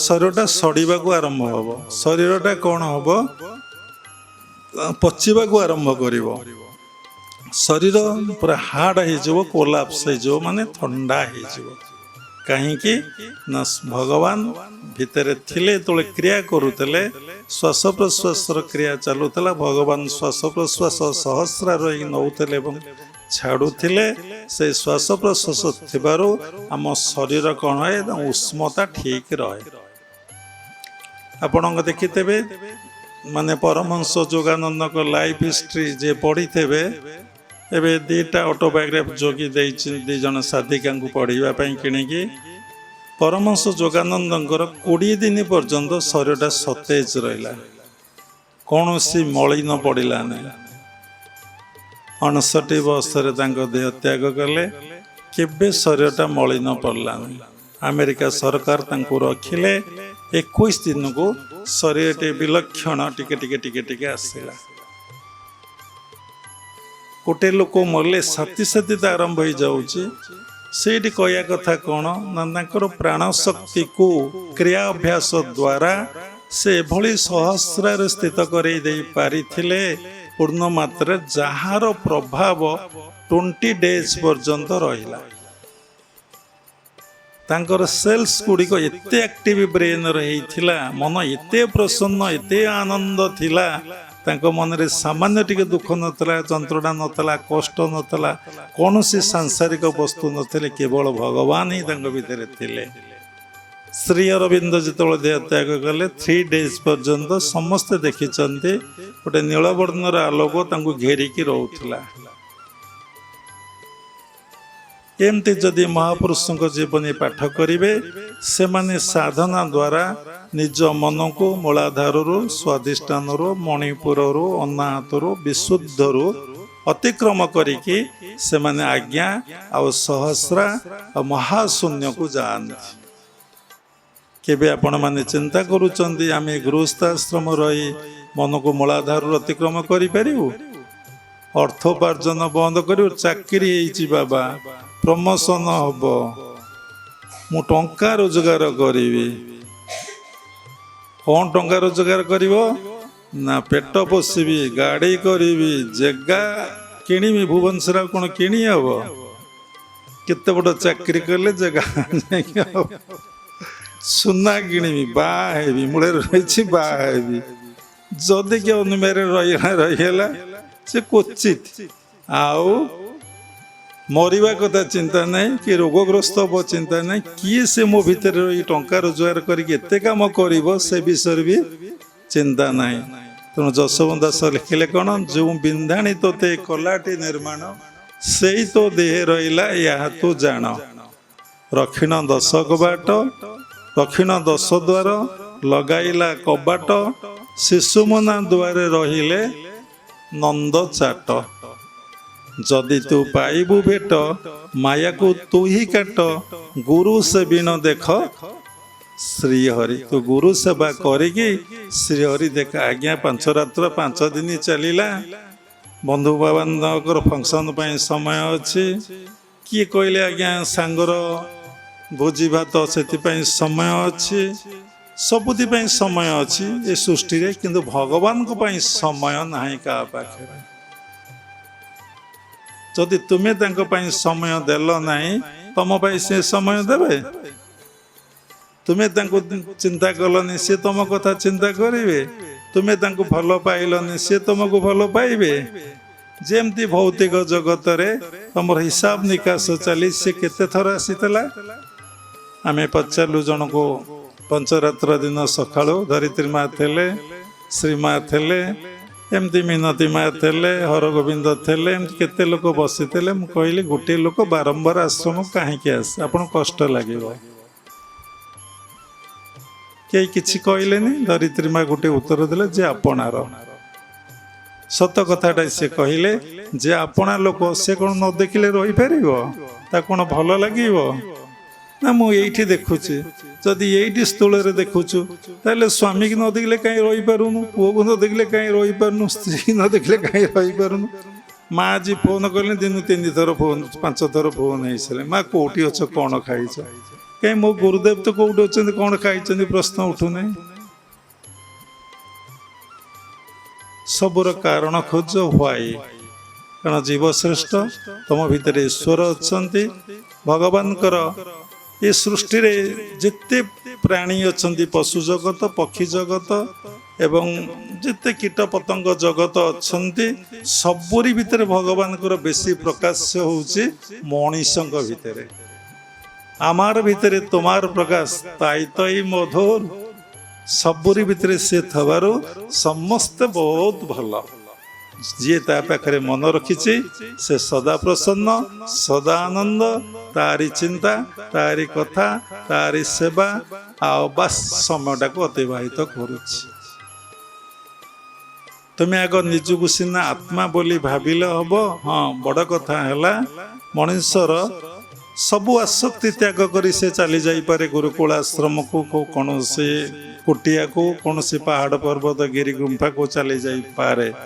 ସେ ବାବା ଜଣକ କହିଲେ, ଗୁରୁ ଭାଇ ଜଣକ କହିଲେ ଏତେ ଉଠା ପକା ହେଲା ଯେ 3 ମାସ ଆଖି ବନ୍ଦ କରି ବସି ଦେଖିଲେ ଇଏ ଏତେ ସମ୍ଭବ କଥା ନୁହେଁ, ମନକୁ ମାରିଦେବା। ମନକୁ ମାରିଦେବା ଅର୍ଥ ମନରେ ଗୋଟିଏ ଚିନ୍ତା ଆସିବା। ତେଣୁ ଏ କଥା ସମ୍ଭବପର କ୍ରିୟା ଯୋଗ ମାଧ୍ୟମରେ ଯଦି ଆପଣ କନଷ୍ଟାଣ୍ଟ ଆପଣ ଯେଉଁ ଶ୍ୱାସ ପ୍ରଶ୍ୱାସ ଆପଣଙ୍କ ଭିତରେ ଯାଉଛି ଆସୁଛି, ଯେଉଁ ଜୀବିତ ଆପଣ ରହିଛନ୍ତି, ଗୋଟେ ମିନିଟରେ 15 ଥର, ଘଣ୍ଟାକୁ 900 ଥର, 24 ଘଣ୍ଟାରେ 21,600 ଥର ହେଉଛି ଏଇଟା ସ୍ୱାଭାବିକ ଗତି। ଯଦି ପରିଶ୍ରମ କଲେ, ଅତ୍ୟଧିକ ପରିଶ୍ରମ କଲେ, ଅତ୍ୟଧିକ ମୈଥୁନ କଲେ, ଅତ୍ୟଧିକ ଦୁଶ୍ଚିନ୍ତାରେ ରହିଲେ, ସେ ତାର ଗତି ବଢ଼ିବ, ହ୍ରାସ ପାଇବ ନାହିଁ। ଯେତେ ତାର ବେଗ ବଢ଼ିବ ଆପଣଙ୍କ ଭିତରେ ସେତେ ଚଞ୍ଚଳତା, ସେତେ ଅସ୍ଥିରତା, ସେତେ ବ୍ୟସ୍ତତା, ସେତେ ବିକାର ଅବସ୍ଥା, ମାନେ ଡିଷ୍ଟର୍ବ ଆପଣଙ୍କର ମାଇଣ୍ଡଟା ହବ। ଯଦି ଆପଣ ଶ୍ୱାସ ସହିତ ମନକୁ ଏଇ ଜନ୍ମରେ ମିଶେଇ ଦେବେ, ସେଥିଲାଗି ପଞ୍ଚସଖା ଲେଖିଛନ୍ତି, ଯାଉଛି ଆସୁଛି ବାରଣ ନ ହେଉଛି, ଦିନେ ମନ ତାକୁ ଚିହ୍ନିଲୁ ନାହିଁ। ଏବଂ ପିମ୍ପୁଟେ ଚାଲିଲେ ଜାଣୁଛନ୍ତି, ଫ୍ୟାନ୍ଟେ ଲାଗିଛି ଆପଣ ଭିତରେ ସ୍ପର୍ଶ ହେଉଛି, କିନ୍ତୁ ନାକପୁଡ଼ାରେ ପ୍ରବାହିତ ଯେଉଁ ପବନ, ଯେଉଁ ଶ୍ୱାସ ପ୍ରଶ୍ୱାସ ଯାଉଛି, ସେଥିରେ ଆମ ମନ ରହୁନାହିଁ। ଏବଂ ମନକୁ ରଖିଲା ପରେ ମଧ୍ୟ ଆମେ ଜାଣିପାରୁନେ ସେ ବାଁ ପୁଡ଼ାରେ ଯାଉଛି କି ଡାହାଣ ପୁଡ଼ାରେ ଯାଉଛି, ସୂର୍ଯ୍ୟାୟନରେ ଯାଉଛି କି ଚନ୍ଦ୍ରାୟନରେ ଯାଉଛି, କି ଦୁଇ ପୁଡ଼ାରେ ସୁଷୁମ୍ନାରେ ପ୍ରବାହିତ ହେଉଛି, କିମ୍ବା ଅତି ଭିତରେ ଭିତରେ ପ୍ରବାହିତ ହେଉଛି, କିମ୍ବା ସହସ୍ରରେ ଖାଲି ସ୍ପନ୍ଦନଟିଏ ଅଛି, ଆଉ କିଛି ନାହିଁ। ପଞ୍ଚମ ଅଧ୍ୟାୟର ଭଗବତ ଗୀତା 27 ଶ୍ଲୋକ, ପ୍ରାଣପାନ ସମକୃତ୍ୱା ନାସାଭ୍ୟନ୍ତରଣ ଚାରିଣ। ସାଧନା କରି କରିକି ଚାଲିଲେ, କ୍ରିୟା ଅଭ୍ୟାସ କରି କରିକି ଚାଲିଲେ ଆପଣ ପ୍ରାଣପାନ ସମକୃତ ସମାନ ହେଇଯିବ। ଏବେ ତ ସମାନ ହେଇଯିବ ନାସାର ଅଭ୍ୟନ୍ତରରେ, ଭିତରେ ଭିତରେ ସେ ଚାଲିବ। ଯଦି ଗୋଟେ ତୁଳାଟା ସମସ୍ୟା ହିଁ ହାଲକା, ଯେତେ ଅଛି ସମସ୍ତ ତୁଳାଟା ହାଲକା, ତୁଳାଟା ଯଦି ନାକର ଦୁଆର ମୁହଁରେ ଦିଆହବ ତାହେଲେ ଆପଣ ଦେଖିବେ ସେ ଭିତରକୁ ଯିବ ନାହିଁ। ସେତେବେଳେ ଆପଣ ଭିତରେ ନିଶ୍ଚଳଂ ବ୍ରହ୍ମ ଉଚ୍ଚତେ, ଆପଣ ନିଶ୍ଚଳ ଅବସ୍ଥା ଆସିବ। କାଲି ଜଣେ ଛତିଶଗଡ଼ରୁ ମା ଫୋନ୍ କଲେ ରାତି 11:15ରେ, କହିଲେ ବାବା ମୁଁ ଏମିତି ହଂସ ସାଧନା କରୁ କରୁ ଶାରଦାବା ଯେଉଁ ହଂସ ସାଧନା ମୋତେ ଶିଖେଇ ଦେଇଥିଲେ, ମୂଳାଧାରରୁ ସହସ୍ରା, ସହସ୍ରାରୁ ମୂଳାଧାର, ସ୍ୱାଧିଷ୍ଠାନରୁ ସହସ୍ରା, ପୁଣି ସ୍ୱାଧିଷ୍ଠାନ। ବାବା ଏ କଥା କାହିଁ କହୁଛନ୍ତି? ଯେଉଁ ଲୋକ ପ୍ରାକ୍ଟିସ୍ କରୁଛନ୍ତି ତାଙ୍କର ଭୁଲ ହେଇଯାଉଥିବ, ସତ୍ସଙ୍ଗ ଶୁଣିଲେ ପୁଣି ସେ କରେକ୍ସନ୍ କରିନେବେ। ମଣିପୁରରୁ ସହସ୍ରା, ପୁଣି ମଣିପୁର, ଅନାହତରୁ ସହସ୍ରା, ପୁଣି ଅନାହତ, ବିଶୁଦ୍ଧରୁ ସହସ୍ରା, ପୁଣି ବିଶୁଦ୍ଧ, ଆଜ୍ଞାରୁ ସହସ୍ରା, ପୁଣି ଆଜ୍ଞା, ସହସ୍ରାରେ ନେବେ, ସେଇଠି କୁମ୍ଭ କରିବେ, ରହିବେ। ଏଇଟା ବିନା ଚକ୍ରରେ କରାଯାଏ। ହଂସ ସାଧନାର ମୂଳ ଲକ୍ଷ୍ୟ ହେଉଛି ଶ୍ୱାସ ପ୍ରଶ୍ୱାସର ଗତିକୁ ସର୍ଟ କରି କରି କରି କରି କରି କରି କରି କରି ଆମେ ଗୋଟେ ବିନ୍ଦୁରେ ରହିବା। ଶ୍ୱାସ ପ୍ରଶ୍ୱାସର ରହିବା ସ୍ଥାନ ହେଉଛି ଆପଣଙ୍କର ସହସ୍ରା। ସେ କହିଲେ ଶାରଦାବା ମୋତେ ଏମିତି ଶିଖେଇଥିଲେ, ମୁଁ ଏମିତି ଗୁରୁଜୀ କରୁଛି, କଲା ପରେ ମୁଁ ରହିଗଲି 1.5 ଘଣ୍ଟା 2 ଘଣ୍ଟା। ମୁଁ ଆଉ ଜାଣିନାହିଁ, ମୁଁ ବସିଛି ଆଉ କି ଶୋଇନାହିଁ। ଆଉ ତାପରେ ଯେତେବେଳେ ମୋର ସେ ପ୍ରତ୍ୟେକ ଦିନ ଆମ ସତ୍ସଙ୍ଗ ଶୁଣନ୍ତି, ରାତି 1ଟା 2ଟାରେ ଶୁଅନ୍ତି, 2 ଘଣ୍ଟା ଶୋଇକି ସାମୁବେଳେ ଉଠିକି ପୁଣି ଧ୍ୟାନରେ ବସନ୍ତି। ଏବଂ କହିଲେ ବ୍ରାହ୍ମଣ ଲୋକ, କହିଲେ ଯେତେବେଳେ ମୁଁ ରହିକି ଫେରିଲି, ଅପୂର୍ବ ଆନନ୍ଦ କେତେ ଦିନ ପର୍ଯ୍ୟନ୍ତ ମୁଁ ରହିଲି। କଥା କ'ଣ? ଆନନ୍ଦ ଆସିଲା କେଉଁଠି ନା ଯେତେବେଳେ ଶ୍ୱାସ କୁମ୍ଭକ ହେଇଗଲା, ସେ ପୁଣି ଯେଉଁ ସ୍ରୋତରୁ ଆସିଥିଲେ, ଯେଉଁଠୁ ଆସିଥିଲେ ସେଇଠିକି ପହଞ୍ଚିଲେ। ସାଇଣ୍ଟିଫିକ୍ ଏଇ ଫୁଲଟାକୁ ଯଦି ଆପଣ ଧରି ଧରି ଯିବେ ପରମାତ୍ମା ପରମ ବ୍ରହ୍ମ ପାଖରେ ପହଞ୍ଚିବେ। ସେଇ ଲୁଗାଟା କପଡ଼ାଟାକୁ ସମୀକ୍ଷା କରି କରି ଯିବେ, ଡେସ୍କ୍ରାଇବ୍ କରି କରି ଯିବେ, ଆନାଲିସ୍ କରି କରି ଯିବେ, ଆପଣ ଭଗବାନଙ୍କ ପାଖରେ ପହଞ୍ଚିବେ। ତେଣୁ ଅତି ଇଜି ହେଉଛି କ'ଣ ନା ଶ୍ୱାସ ପ୍ରଶ୍ୱାସ ଯେ ନେଉଛନ୍ତି ଛାଡ଼ୁଛନ୍ତି, ସେଇ ଶ୍ୱାସ ପ୍ରଶ୍ୱାସ ସହିତ ସେଇ ସମ୍ପର୍କ ରଖିଲେ ଆପଣ ପରମ ପିତା ପରମ ବ୍ରହ୍ମ ପାଖରେ ପହଞ୍ଚିଯିବେ। ସେ ହେଉଛନ୍ତି ସତ୍ ଚିତ୍ ଏବଂ ଆନନ୍ଦମୟ। ତେଣୁ ଆମ ମନ ବିଷୟରେ ଥିବାରୁ ଆମକୁ ଦୁଃଖ ଯନ୍ତ୍ରଣା କଷ୍ଟ ମିଳୁଛି। ଆମେ ଆମର ପରିଚୟ ପାଇଁ ବିଷୟ ଅର୍ଥ ବିଷ ଆଉ କ'ଣ? ତେଣୁ ଶାସ୍ତ୍ରରେ କ'ଣ କହିଛି ନା ବିଷୟା ରସେ ରସୁଥିବୁ ମନର ସୂତ୍ରକୁ ନ ଛାଡ଼ିବୁ। ବିଷୟା ରସେ ରସୁଥିବୁ, ତୁ ବିଷୟା ଭିତରେ ରହିବୁ କିନ୍ତୁ ମନର ସୂତ୍ରକୁ ତୁ ଛାଡ଼ିବୁନି। ତାର ତୋ ମନକୁ ଯୋଉଠି ରଖିବା କଥା ସେଇଠି ରଖିଥିବୁ, ସେ କାମକୁ ମନରେ ରଖିନଥିବୁ। ତୁ ଭଗବାନଙ୍କୁ ମନରେ ରଖି ତୋର ସମସ୍ତ କାମ ତୁ ସମ୍ପନ୍ନ କରୁଥିବୁ, ତାହେଲେ ତୁ ମୋର କୃପା, ତୁ ମୋର ଆଶୀର୍ବାଦ ଲାଭ କରିବୁ। ତୋର ଏଇ ଜନ୍ମଟା ସାର୍ଥକ ହବ, ଏଇ ଜନ୍ମଟାରେ ତୃଷ୍ଣା ରହିବନି, ଏ ଜନ୍ମଟା ତୋର ପୂର୍ଣ୍ଣାଙ୍ଗ ହବ। ପୂର୍ଣ୍ଣାଙ୍ଗ ଅର୍ଥ କ'ଣ ନା ମୁଁ ଆଉ କିଛି ଚାହୁଁ ନାହିଁ ଯେତେବେଳେ, ସେଇଟା ହେଲା ପୂର୍ଣ୍ଣାଙ୍ଗ। ଯେତେବେଳେ ଆପଣ ଯାହାକୁ ଚାହୁଁଛନ୍ତି ସରିଗଲା, ଜମି କ'ଣ ସବୁ ଜାଗା ଆପଣ କିଣିପାରିବେ? ଭୁବନେଶ୍ୱର ସବୁ ଜାଗା ଦେଲେ ବି ମନ ମାନିବନି, ଚନ୍ଦ୍ରରୁ ଗଲେ ବି ମନ ମାନିବନି। ମନ ଏଇଭଳିଆ, ଯାହା ଥରେ ଦୁଇଥର ୟୁଜ୍ କରିବ ଫିଙ୍ଗିଦେବ ଆଉ ଗୋଟେ। ଆଜି ଗୋଟେ କଥାରେ ଅଛି, କାଲିକି ଆଉ ଗୋଟେ ପ୍ରକାର ହେଇଯାଉଛି। ଆଜି ଗୋଟେ ପ୍ରକାର ଡ୍ରେସ୍ କିଣୁଛି, କାଲିକି ଆଉ ଗୋଟେ ଡ୍ରେସ୍ କିଣୁଛି। ମାଇ ଫେଭରାଇଟ୍ ଡ୍ରେସ୍। କେମିତି ଏମିତି ମନ ହଉଛି? କାରଣ ଆମେ ଆତ୍ମବୋଧ ଅବସ୍ଥା ଆମର ଆସୁନାହିଁ, ଆମର ଦେହବୋଧ ଅବସ୍ଥା ଆସୁଛି। ଆମର ଦେହଟା ଦେଖିବେ ସାଧନା କଲେ ସବୁ ମାୟା ଯେତେବେଳେ ଆପଣ କାଟି ଦେଇକି ଏକାନ୍ତରେ ବସିଲେ ଦେଖିବେ ଦେହଟା ମୋର ସାଧନାରେ ବହୁତ ପ୍ରତିକୂଳ, ଅନୁକୂଳ ନ ହେଇକି ପ୍ରତିକୂଳ ହେଉଛି। ସେତେବେଳେ ଦେଖିବେ ବାପା ପ୍ରତିକୂଳ ନାହାନ୍ତି, ମା ପ୍ରତିକୂଳ ନାହାନ୍ତି, ବନ୍ଧୁବାନ୍ଧବ ପ୍ରତିକୂଳ ନାହାନ୍ତି, ଯେ ବିବାହିତ ଛାଡ଼ି ଦେଇ ଯାଇଥିବେ ସ୍ତ୍ରୀ ପ୍ରତିକୂଳ ନାହିଁ, କି ସ୍ୱାମୀ ମୋର ପାଇଁ ପ୍ରତିକୂଳ ନାହିଁ। କେବଳ ମନ ମରି ମରି ମରି ମରି ସବୁଥିରୁ ନିବୃତ୍ତ ହେଇକି ଯେତେବେଳେ ସେ ଏକାନ୍ତରେ ବସିବ ଦେଖିବ ତା ଦେହଟା ତାର ପ୍ରତିବନ୍ଧକ ହେଉଛି। ଦେହ ଅସୁସ୍ଥ ହବ, ଦେହ ସୁସ୍ଥ ରହିବ, କେତେବେଳେ ମନ ଭଲ ଲାଗିବ, କେତେବେଳେ ମନ ଭଲ ଲାଗିବ ନାହିଁ। ମନରେ ଯେଉଁ ମାଛ ଅଛି, ବଢ଼ିଆ ସଞ୍ଜୟ ବା ବୋଲୁଥିଲା ଆଜି ବୋଲିବେ, ଆଜି ଭଜନ ଟିକେ ହବ। ତେଣୁ ସେ ଯେଉଁ ଷଡ଼ରିପୁ ରହିଛନ୍ତି କାମ, କ୍ରୋଧ, ଲୋଭ, ମୋହ, ମଦ, ମାଶ୍ଚର୍ଯ୍ୟ, ସେ ଖାତା ଆଣିନାହାନ୍ତି। ତେଣୁ ସେ ଏତେ ହଲାପଟା କରିବେ। ଆପଣ ଚାହୁଁଥିଲେ କ'ଣ ନା ସ୍ୱାଧୀନତା। ମୁଁ ଗୋଟେ କୁଟିଆ କରିବି, ସେଇଠି ବସିବି ଖୋର୍ଦ୍ଧାରେ, ସେଇଠି ମା ମୋର ରହିବେ ଆକାଉଣ୍ଟାଣ୍ଟ, କମର୍ସ ପଢ଼ିଛନ୍ତି M.Com, ଆମର ବିଦେଶ ଯିବୁ, ପଇସା ଆସିବ। ଇରେ ବାପା, ମୋ ଗୁରୁଦେବ ଥରେ କହିଥିଲେ, କହିଲେ ଆପଣ ଆଶ୍ରମ କରିବେ? ମୁଁ କହିଲି ବାବା ନା କାହିଁକି? ମୁଁ କହିଲି ଧ୍ୟାନ କରିବୁ। ଧ୍ୟାନ ଆଶ୍ରମ କଲେ କ'ଣ ଆଉ ଧ୍ୟାନ ହୁଏ? ଖଣ୍ଡେଇଟା ଯୋଡ଼ିଲେ ଆଉ ଖଣ୍ଡେଇଟା ଯୋଡ଼ିବା ପାଇଁ ଇଚ୍ଛା ହବ, ଏବଂ କେତେ ଲୋକ ଆସିବେ ଡିଷ୍ଟର୍ବ କରିବେ। ତେଣୁ ଯୋଉଠି କୁଟିଆ ଅଛି, ଭଲ ଆଶ୍ରମ ଅଛି, ମୁଁ ରହିବାର ବ୍ୟବସ୍ଥା ବନ୍ଦୋବସ୍ତ କରିଦେଉଛି। ଆପଣ ସାଧନା କରି ପରିପକ୍ୱ ଅବସ୍ଥାକୁ ଯାଆନ୍ତୁ, ଅଟୋମେଟିକ୍ ଆପଣଙ୍କର ଆଶ୍ରମ ଗଢ଼ି ଉଠିବ। ଆପଣ କାହିଁ ଆଶ୍ରମ କରିବେ? ଆମେ କହିଲେ ଗୁରୁଦେବ ଏବେ ସେ ଜାଗାକୁ ଆମେ ବିକ୍ରି କରିଦେବୁ, ଆପଣ ମୋତେ ଯୋଉଠି ନିର୍ଦ୍ଦେଶ ଦେବେ ମୁଁ ସେଇଠି ରହିବି। କିଛି ସମୟ ଚିନ୍ତା କରି କହିଲେ ନା ତୁମେ ଆଶ୍ରମ କରିପାରିବ, ଅନେକ ଆଶ୍ରମ କରିପାରିବ, ତା ଭିତରେ ସବୁବେଳେ ଧ୍ୟାନ କରିବା ପାଇଁ ଚେଷ୍ଟା କରିବ। ଆଜି ତାଙ୍କ କଥା ସତ୍ୟ ହେଇଛି, ସେ ଅଛନ୍ତି, ସେ କେବେ ଯାଇନାହାନ୍ତି। ପ୍ରତ୍ୟେକଟି ମୁହୂର୍ତ୍ତରେ ସେ ଆମର ଚିତ୍ତରେ ଅଛନ୍ତି। ତେଣୁ ସାଧନାର ବଡ଼ ବିଘ୍ନ ହେଉଛି, ଦେଖିବେ your body consciousness is your great enemy. ଦେଖନ୍ତୁ ସଂସାରରେ ଆକର୍ଷଣ ରହୁଛି, ସମସ୍ତଙ୍କୁ ବଡ଼ ଆକର୍ଷଣ ହେଉଛି ନାରୀ ପାଇଁ ପୁରୁଷ, ପୁରୁଷ ପାଇଁ ନାରୀ, ନାରୀ ପାଇଁ ପୁରୁଷ, ପୁରୁଷ ପାଇଁ ନାରୀ।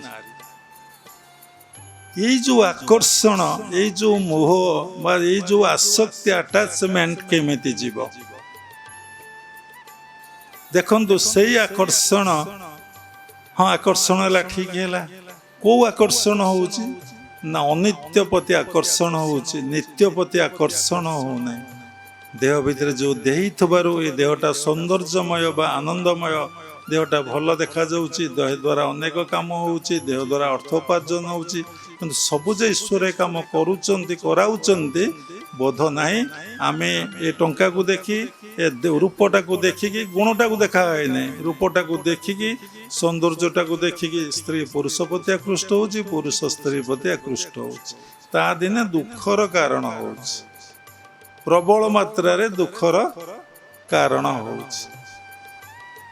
ସେଇ ଯେଉଁ ଯୌବନଟା କନଷ୍ଟାଣ୍ଟ କାହାର ରହିବ ନାହିଁ। ତା ହିଁ ଭଗବାନଙ୍କ ଲୀଳା। ବାଲ୍ୟ ରହିନି, ଯୌବନ ରହିନି, ବାର୍ଦ୍ଧକ୍ୟ ବି ରହିନି, ଦିନେ ଜନ୍ମ ମୃତ୍ୟୁ ଜରା ବ୍ୟାଧି ହେବ। ଯଦି ଆପଣ ନିଜକୁ ସବୁବେଳେ ଆତ୍ମା ବୋଲି ଭାବିବେ, ଆତ୍ମବୋଧ ଅବସ୍ଥାରେ ରହିବେ, କ୍ରିୟା କରି କରି କରି କରି କରି କରି ଆପଣ ଯେତେବେଳେ ଷଡ଼ଚକ୍ରକୁ ଭେଦ କରିବେ, ଦେହରୁ ଅଥିତ ହେବେ, ଦେହାତୀତ ଅବସ୍ଥା ଆପଣଙ୍କର ଆସିବ, ଆପଣ ସଂସାରର କୌଣସି ଆକର୍ଷଣ ଆପଣଙ୍କର ରହିବ ନାହିଁ। ସମସ୍ତେ ଆତ୍ମା ବୋଲି ଆପଣଙ୍କର ବୋଧ ହବ, କେହି ଦେହ ବୋଲି ଆପଣଙ୍କର ବୋଧ ହବନି। ଯୋଉଠି ଆପଣଙ୍କର ଦୃଷ୍ଟି ପଡ଼ିବ, ଯେମିତି ଶାସ୍ତ୍ରରେ ଲେଖା ଅଛି, ଯତ୍ର ଯତ୍ର ନେତ୍ର ପଡ଼େ ତତ୍ର ତତ୍ର କୃଷ୍ଣ ସ୍ଫୁରେ ବା ଇଷ୍ଟ ସ୍ଫୁରେ। ସବୁଠି ଆତ୍ମାମୟ ଦୁନିଆ ଦେଖାଯିବ, ସମସ୍ତ ଆକର୍ଷଣ ମନରୁ ପଳାଇବ। ଯେ ପର୍ଯ୍ୟନ୍ତ ଦେହବୋଧ ଅବସ୍ଥା ଅଛି ସେ ପର୍ଯ୍ୟନ୍ତ ଆକର୍ଷଣ ଅଛି, ଯେ ପର୍ଯ୍ୟନ୍ତ ଆକର୍ଷଣ ଅଛି ଦୁଃଖ ଯନ୍ତ୍ରଣା କଷ୍ଟ ସୁଖ ଟିକେ ମଧ୍ୟ ଅଛି। ଯିଏ ସମୀକ୍ଷା କରିବ, ଖାଲି ପରିଚୟର ଆଗ ମିଳିନାହିଁ, ପରିଚୟରୁ ମୁକ୍ତି, ପୁଣି ପରମ କର୍ତ୍ତବ୍ୟ ଗୋଟିଏ ଘଣ୍ଟା ଅଲରେଡ଼ି ପାସ୍ କରିଗଲା। 9:20 ବାବା କହିଥିଲେ, 8:20, 9:20 ଅଲରେଡ଼ି ପାସ୍, ଗୋଟେ ଘଣ୍ଟା ସରିଗଲା। ଜଣା ପଡୁଛି ଗୋଟେ ଘଣ୍ଟା ଗଲାଣି, କିଛି ସବଜେକ୍ଟ ଆରମ୍ଭ ହେଇନି। ତେଣୁ ନିଜର ପରିଚୟରୁ ମୁକ୍ତି ଲାଭ କରିବା ପାଇଁ ଆଗ ନିଜର ପରିଚୟ ଜାଣ। ଯୋଉ ପରିଚୟ ତୁମେ ଜାଣିଛ ସେଇଟା ତୁମର ପ୍ରକୃତ ପରିଚୟ ନୁହେଁ।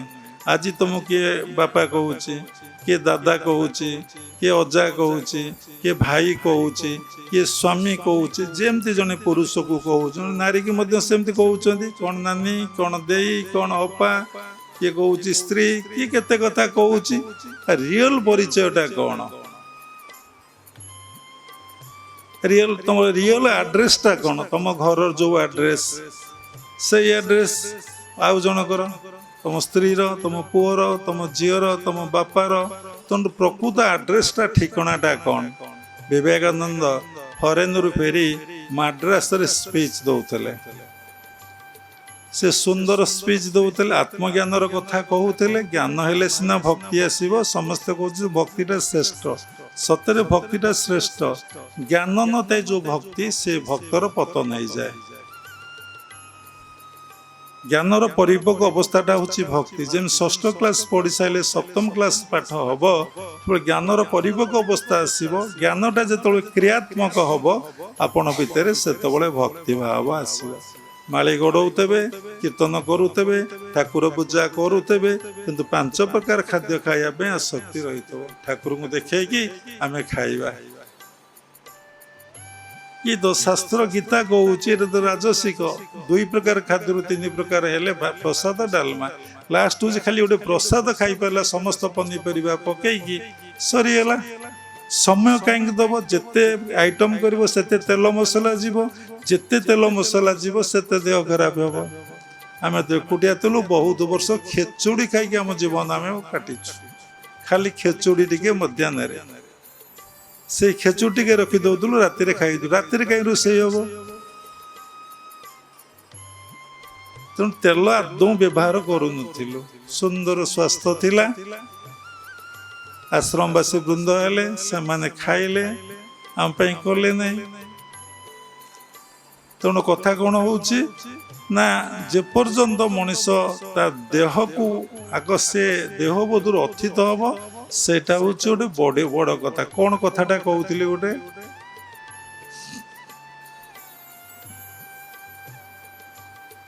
ତେଣୁ ସାଧନା କରିବା ପାଇଁ ଆମକୁ ନିର୍ଦ୍ଦିଷ୍ଟ ନୀତି ଆଉ ନିୟମ ନିଷ୍ଠା ହିଁ ରହିବାକୁ ପଡ଼ିବ।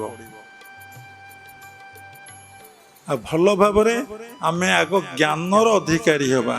ପ୍ରତ୍ୟେକ କଥାକୁ ଆମେ ଭଲ ଭାବରେ ସମୀକ୍ଷା କରିବା ଏବଂ ଜାଣିବା, ଏବଂ କିଭଳି ଭାବରେ ସାଧନା କରାଯାଏ, ସାଧନା ପାଇଁ ପରିବେଶ କ'ଣ, ସାଧନା ପାଇଁ କି ଖାଦ୍ୟ ପାନୀୟ କ'ଣ, ସାଧନା ପାଇଁ କ'ଣ କ'ଣ ଦରକାର, ଏସବୁ ନିଷ୍ଠା ଯଦି ନ ରହିବ, ଆପଣ ଗୃହସ୍ଥାଶ୍ରମ ରହି କିମ୍ବା ଗୁରୁକୁଳ ଆଶ୍ରମ ରହି ଯଦି ନୀତି ନିୟମ ନିଷ୍ଠାରେ ଜୀବନ ଅତିବାହିତ ନ କରିବେ, ଗୋଟେ ଗ୍ରେଟ୍ ଆଚିଭମେଣ୍ଟସ୍, ଗୋଟେ ରିଅଲ୍ ଆଚିଭମେଣ୍ଟସ୍ ଲାଇଫରେ କେତେବେଳେ ହେବ ନାହିଁ।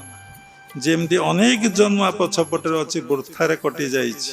କେମିତି ବୃଥାରେ କଟିଛି ନା, ଏବେ ଯେଉଁ କର୍ମ କରୁଛେ ସେଇଟା ଭୌତିକ ଜଗତ କର୍ମ କରୁଛେ କି ଆଧ୍ୟାତ୍ମିକ ଜନ୍ମର ଆଧ୍ୟାତ୍ମିକ କର୍ମ ଗୁଡ଼ିକ କରୁଛେ, ଭୌତିକ କର୍ମ କରୁଛେ କି ଆଧ୍ୟାତ୍ମିକ କର୍ମ କରୁଛେ, ସମସ୍ତ ଏଇ ଶରୀରଟାକୁ ଏବଂ ମନଟାକୁ ପ୍ରାଣଟାକୁ ଆମେ କାହାଙ୍କ ସେବାରେ ଲଗେଇଛେ?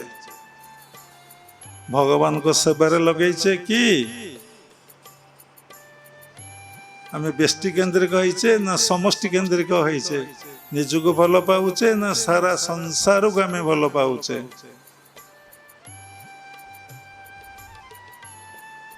ଆମେ ଆନନ୍ଦର ଅଧିକାରୀ ହେଇଛେ, କାହାକୁ ଆନନ୍ଦ ଦେଇଛେ? ଭକ୍ତିର ଅଧିକାରୀ ହେଇଛେ, କାହାକୁ ଭକ୍ତି ଦେଇଛେ? ଭକ୍ତି କୋଉଠି ଶିଖିବାକୁ ପଡେ ନା ଭକ୍ତଙ୍କ ଠାରୁ ଭକ୍ତିଟା ଶିଖିବାକୁ ପଡେ। ଯେ ଭକ୍ତ ପାଖରେ ରହିବ ସେ ଭକ୍ତିଟା କେମିତି କରାଯାଏ ସେ ଶିଖେଇ ଦେବେ। ଯେ କହିବେ ମୁଁ ଭଗବାନଙ୍କୁ ଭଲ ପାଇବି, ଏକୁଟିଆ ରହିବି, ମୋର ମୁଁ ଭକ୍ତି ଶିଖିବି, କସ୍ମିନ୍ କାଳେ ସେ ଭକ୍ତି ଶିଖିପାରିବନି। ବିନା ଗୁରୁରେ ଏ ସୃଷ୍ଟିରେ ଭୌତିକ ଜଗତର କର୍ମ, ଆଧ୍ୟାତ୍ମିକ ଜଗତର କର୍ମ କେହି କେବେ କୋଉଠି ଶିଖିପାରିବେ ନାହିଁ। କଥାଟା ରହିଲା ବିବେକାନନ୍ଦ କଥା। ସେ ସବୁ ସ୍ପିଚ୍ ସମୟରେ ସମସ୍ତଙ୍କ ଭିତରେ ସତ୍ସଙ୍ଗ ବା ସାଧୁଙ୍କର କଥାର ପ୍ରଭାବ ସମାନ ସମାନ ଭାବରେ ପ୍ରଭାବ ପଡ଼େ ନାହିଁ।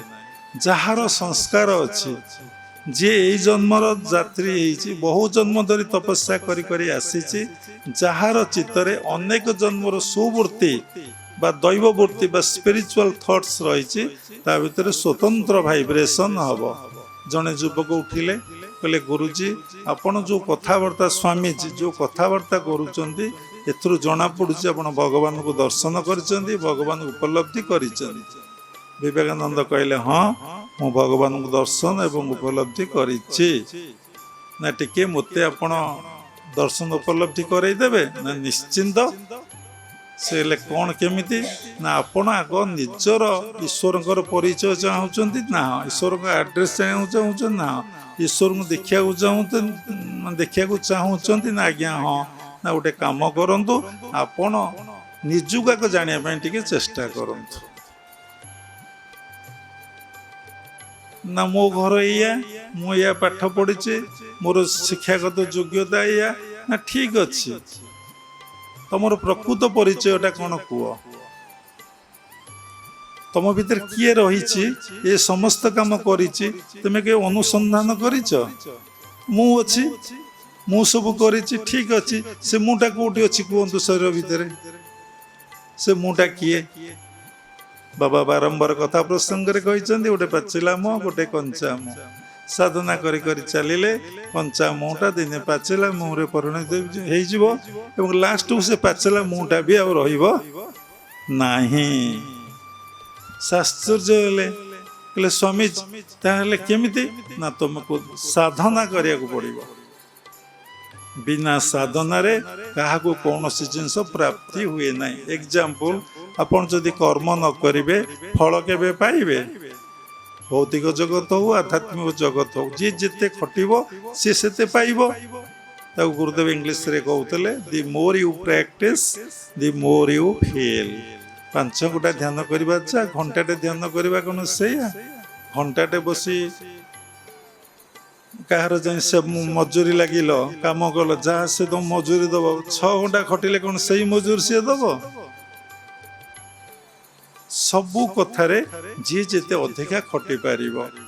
ତେଣୁ ଗୋଟିଏ କଥା ହଉଛି କ'ଣ, ତୁମେ ନିଜର ପରିଚୟ ଜାଣ, ତୁମେ ନିଶ୍ଚିନ୍ତ ଭାବରେ ଭଗବାନଙ୍କୁ ଜାଣିପାରିବ, ଭଗବାନଙ୍କର ଆଡ୍ରେସ୍ ଜାଣିପାରିବ, ଭଗବାନଙ୍କୁ ଦର୍ଶନ କରିପାରିବ।